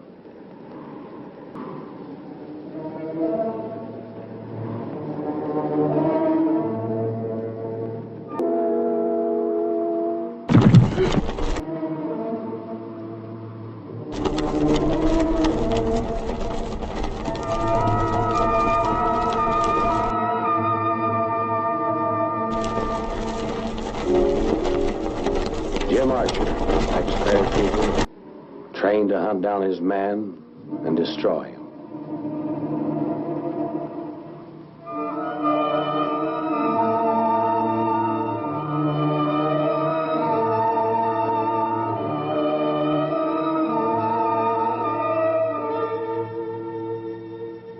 Where the hell did Hank go?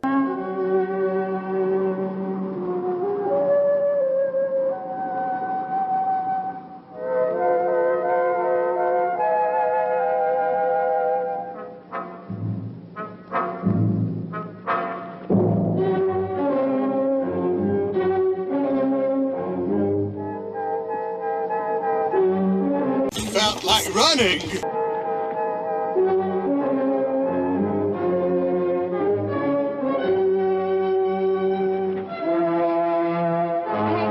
Where are the boys? Why are you running? I haven't time to explain, Lois. Stay here. The boys may come back. I've got to get help.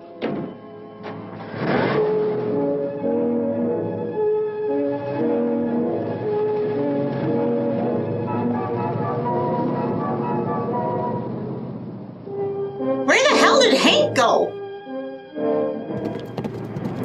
Joe Dobson headed north and met Jim.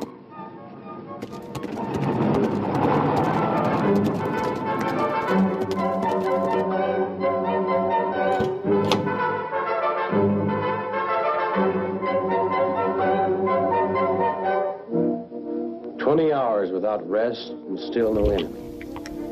In the blistering desert heat, Jim and Joe plan another attack. Find the beast and kill him. Kill or be killed. Man's inhumanity to man."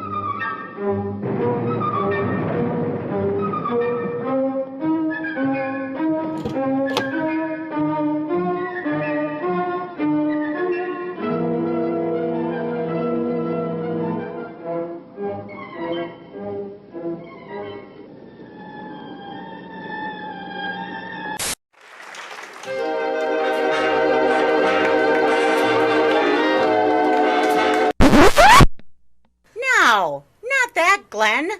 This one. Hey, sounds like a great title for a horror movie. Each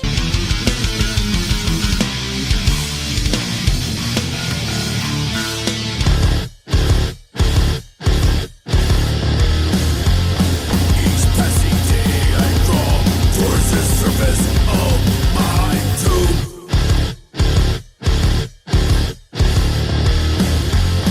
I break through these mausoleum walls in the moonlight. What's up, people? Welcome back to Glenn's Reviews from Mr. Peace Theater, where we talk about anything that's horror-related, but mostly nerdy shit. And I realized when I was putting together my Day of the Triffids review that I haven't done any more comic book reviews since Season 1. I don't know why, I just never got around to it, but that all changes today because we're going to be looking at this awesome story right here. The Iron Man Demon in a Bottle 9-part story that was written and illustrated back in 1979, all thrown together into one awesome graphic novel. Now, back when I was about 5 years old or so, my Grandpa Eggert on my mom's side of the family passed away and left me a huge collection of comic books from the 60s, 70s, and 80s. Now, my grandpa had the first issue of this story in his collection, and I read it, but I wasn't impressed. I didn't think much of Iron Man back then and didn't see the potential of what he would become later in the movies. And the first person he battles in the first issue was a guy named Namor the Submariner. Namor? I don't know how to pronounce it. Anyway, he's pretty much Marvel's version of Aquaman. Anyway, Namor's actually a good guy, but accidentally brings down a plane Tony Stark was on after he threw a tank in the air while he was fighting an oil tycoon's soldiers in a fight resulting from Namor being pissed that these guys are polluting the water and the island this old man were living on. At the time, I was bored with it and didn't look any further into the story as I couldn't really relate to Tony Stark on any level, and I thought Namor was really lame. But that would all change some 30 years later when I came to realize who or what the villain of the story actually was. The rest of the story follows Tony on a journey of dramatic ups and downs that challenge who he is as not just Tony Stark, but Iron Man and a superhero as well, coming off of a failed relationship, fighting a guy named Spymaster, and finding out S.H.I.E.L.D. bought a majority of stocks in Stark International. So he has a lot on his plate already. Naturally, a lot of us adults would turn to the sauce for a little bit of relief and escapism. But this whole book wouldn't have been named after the last issue in the series if the sauce hadn't have manifested itself into said demon further on down the road.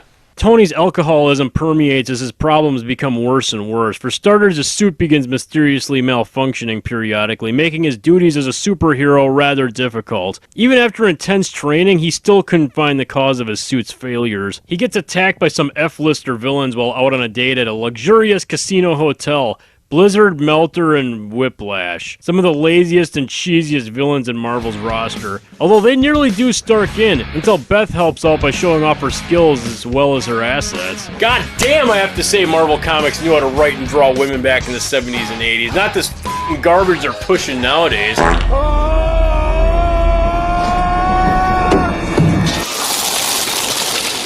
A woman with no superpowers and armed with only a high-quality revolver and a block of wood saved Iron Man's ass from some high-powered goons. Although Stark may not have needed the help to begin with, had he not been hitting up the bubbly a little hard earlier on in the date. Stark begins drinking more and more on a regular basis from here and begins having trouble doing his other normal activities like inventing cool tech. The shit really hits the fan though when Tony's suit malfunctions bad at a foreign relations contract signing ceremony between the US, Stark International, and the ambassador of Carnelia.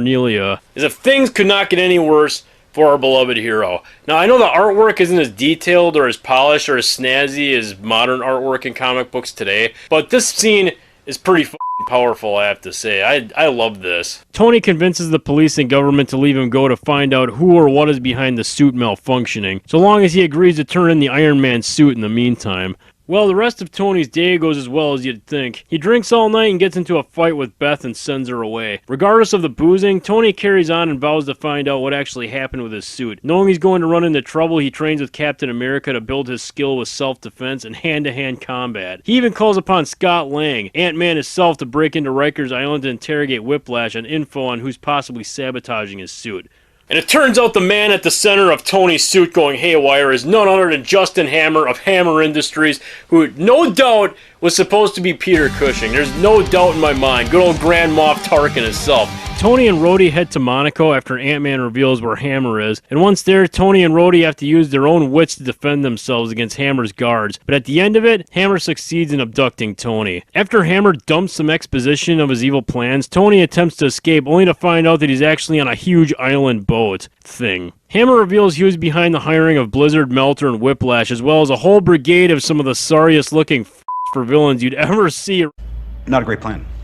But once Tony gets a spare suit from Hammer's lab, they all go out like little bitch pussies. With Tony having destroyed Hammer's island boat thing and turning Hammer's lead scientist into the police, he's able to exonerate and clear Iron Man's good name, but not everyone rushes back to trusting him, breaking Tony worse than before and sending him further into a downward spiral where his alcoholism takes full control. Where he then fucks up another chance to be with Beth and gets upset and picks up a hooker, nearly destroys his relationship with his butler and good friend Jarvis, and nearly loses himself altogether and nearly hurts a bunch of civilians by trying to lift a train car out of a wreck, but was too drunk to assess the situation properly and accidentally drops it. Knowing Tony is in trouble, Beth returns to help Tony after first telling Tony how her first husband succumbed to his own battle against drug abuse. Having gone through withdrawals myself in life, this scene really resonated with me. It really tore at my heartstrings. After a hard night of withdrawals going without the alcohol, at the end, Tony fixes things with Beth and Jarvis and vows to reclaim the shares in his company. And when he's faced with falling back into his old ways, he chooses to leave the bottle behind and deal with his own problems head on without the influence. I know what you're probably all wondering. Glenn, what did this really have to do with horror? You're kind of on a horror television show here.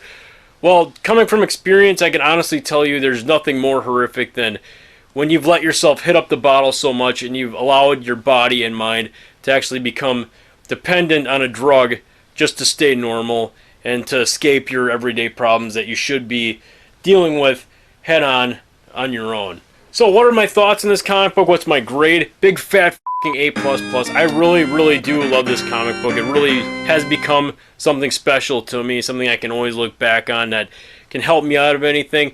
I love the artwork. I've always loved comic book artwork from the 30s, 40s, 50s, 60s, 70s, 80s, all the way up to its inevitable woke destruction in the mid-2000s. I love you guys. I gotta get going. If you want to see more of my videos, go to youtube.com/GlennLenz. You can visit my Instagram. You can visit my DeviantArt. But Mistress Peace Theater, we'll be right back, so stay tuned.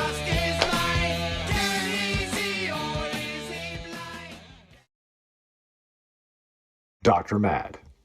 His mustache alone has 27 confirmed kills.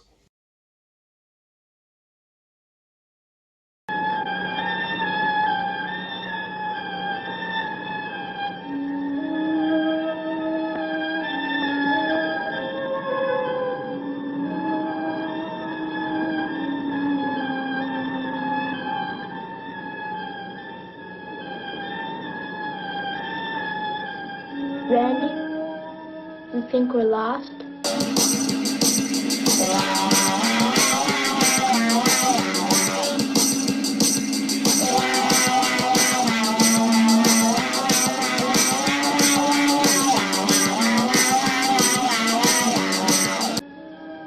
Maybe. I don't know, Art. Maybe. Let's go.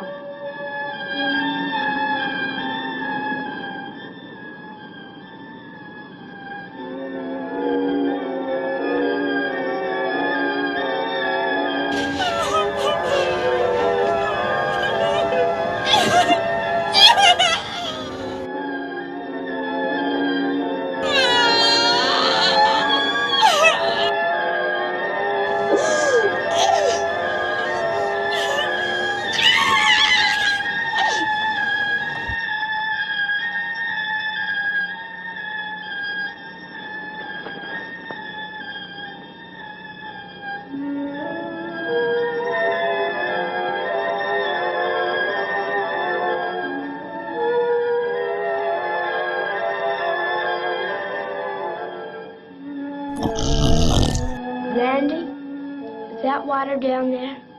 I sure hope so. My throat's dry. Mine too.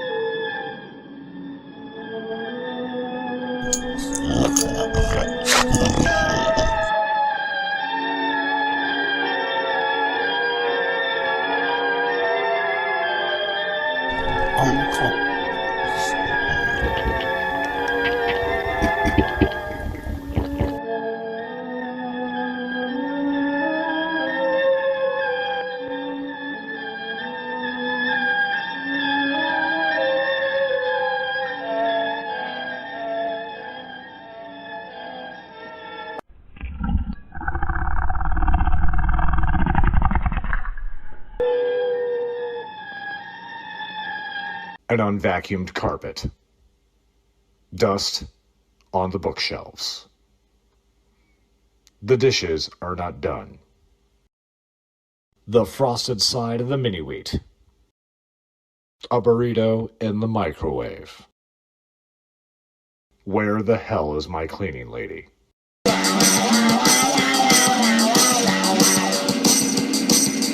Man, everybody's getting sick. Yeah. What's up with coughing, that? sneezing, puking, farting, sharting. Man, what? Sharting's not. What's a shart? Shart, yeah, you know, like oops-a-poopy. Oops-a-poopy. I sneeze. Oh, that's not a fart. Oh, Yeah. okay, I got you. Like At least those- it's all coming out a nice, pretty green color. Yeah, but it's nasty. Who knows where it's coming from? I heard it came from a Peter. Ew. Anything around here comes from a Peter, you know what I mean? What does Peter have to do with this? He's a drunk. And gross. Or wait a minute, he's the one spreading the sickness? I don't know.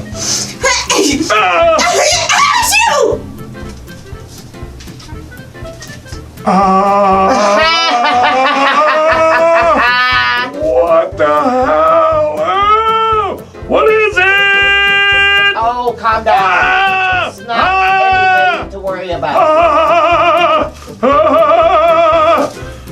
Oh, I know you think this is not funny. This is hilarious. What the hell? Booger face. Nasty ass. Ugh. Get it off! Yeah. What do you expect me to do? I don't have any hands. Yeah, you're worthless. Oh.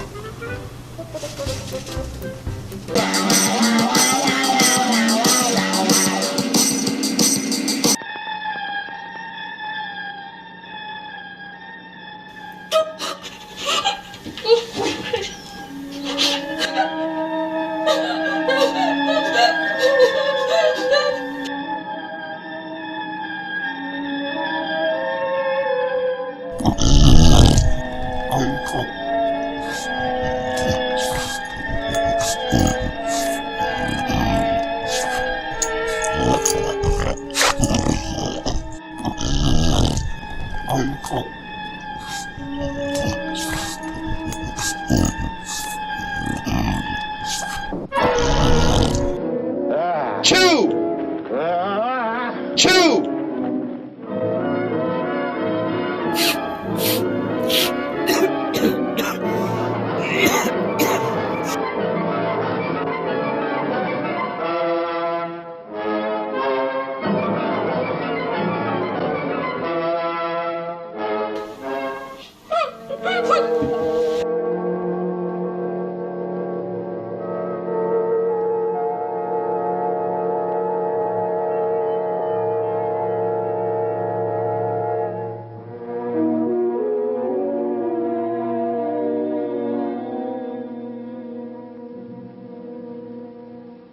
Randy? What? Where are we? In a cave, I guess. Come on, Art. Be careful. Think that old man can get us up here? Don't talk about it. Come on.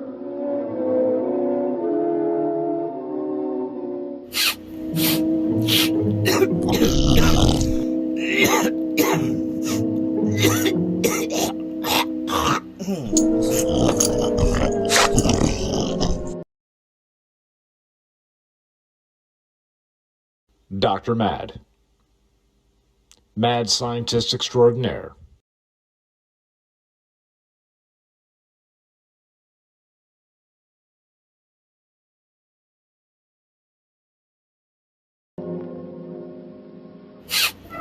Art, get back.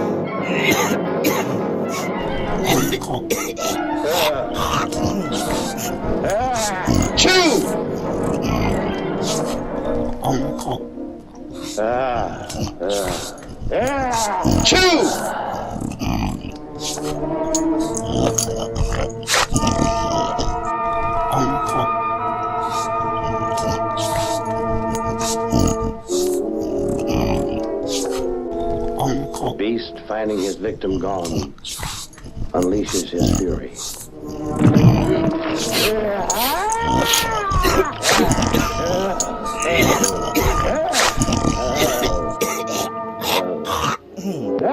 Chew!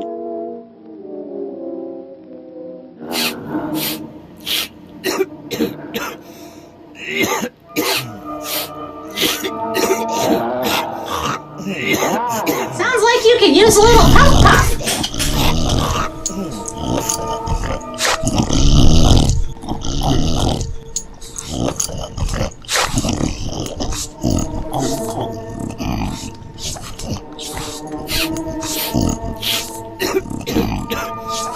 You little snot beast.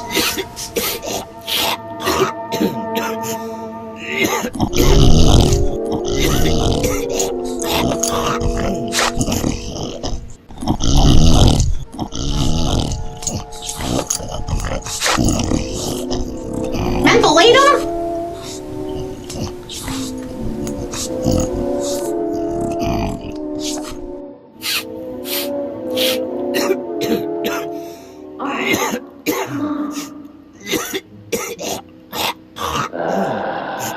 Get back. Tissue? Chew!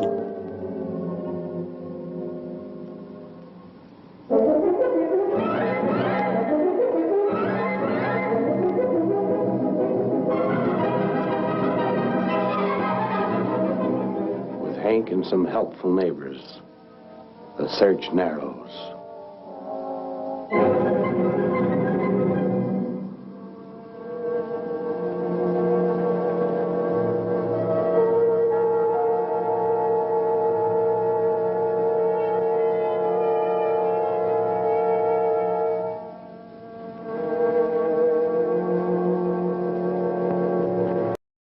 The Frosted Side of the Mini-Wheat. Bacon. The beef flesh. A burrito in the microwave. Bourbon for extra flavor.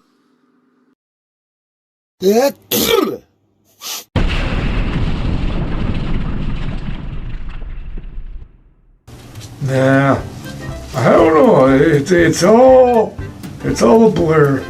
Yeah, I don't know. I think I'm starting to get that What? sickness Don't- that's going around. Don't get any on me. I don't know. It took It feels me- like I got a Don't- frog in my throat. No. I hope it's not one of those swear toads. Oh God. Don't. No. Oh.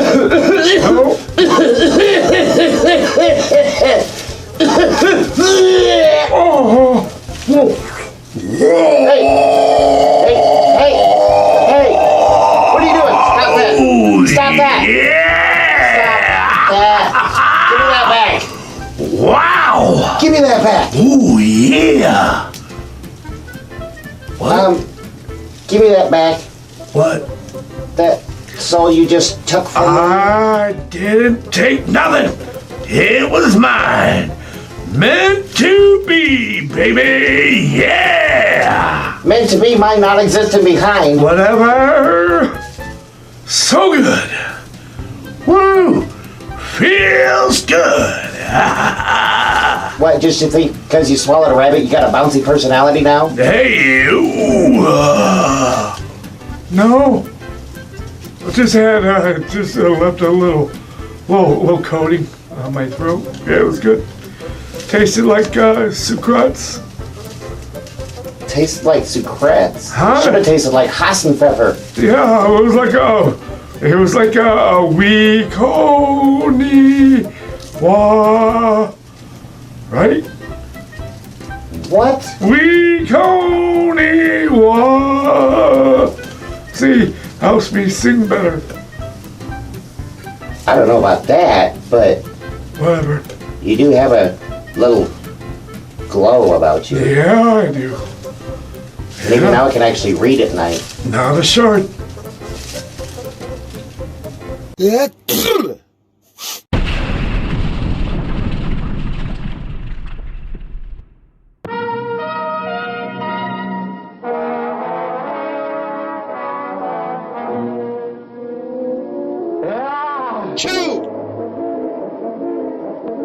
Achoo!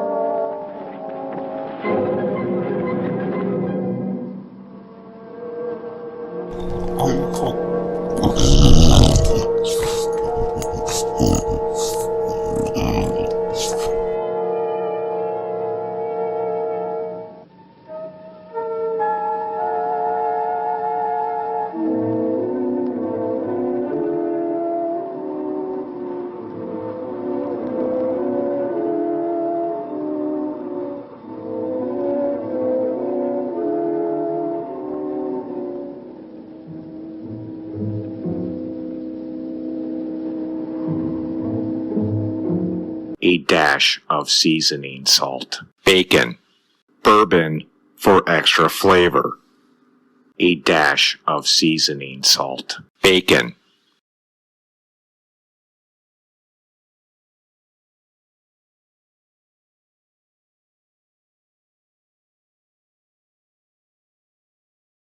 Refrigerate. The beef flesh.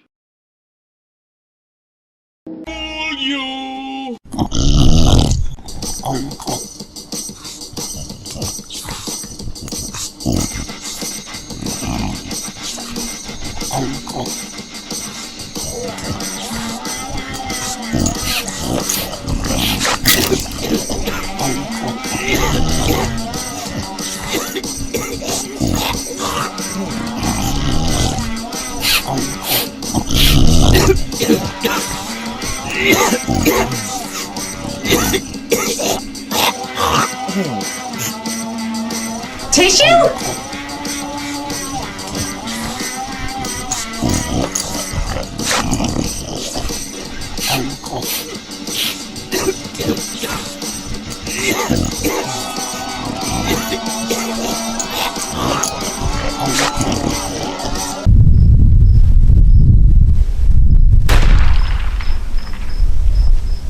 That's right.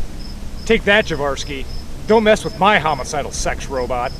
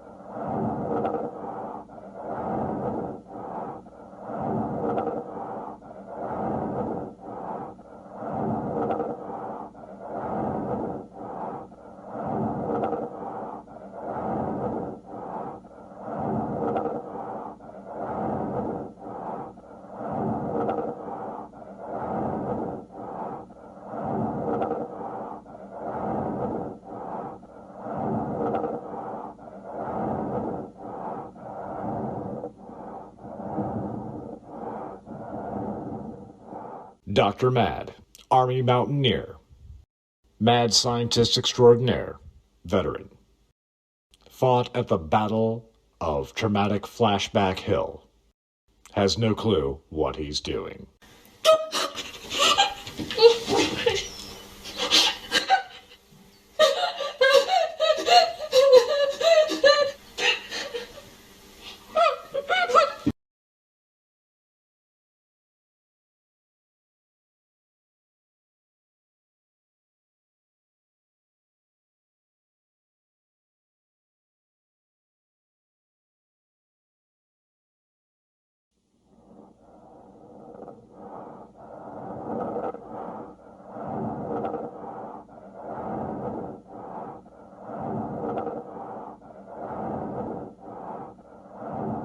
Just what I always wanted, my own little bunny rabbit. I will name him George, and I will hug him and pet him and squeeze him.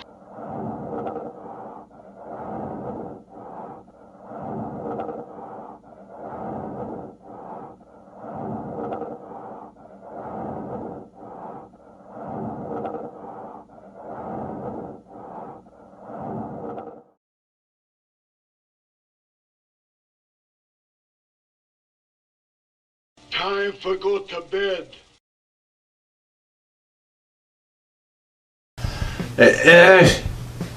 How'd she write this? It's just a computer, it isn't even printed. Like, binary. That's a science thing. I know. Oh, thank you.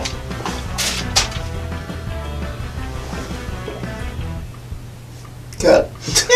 Though MPT depicts alcohol and drug use in a humorous light, we in no way condone nor encourage the excessive use of these substances. If you or someone you know needs help with addiction, please contact one or all of the following hotlines.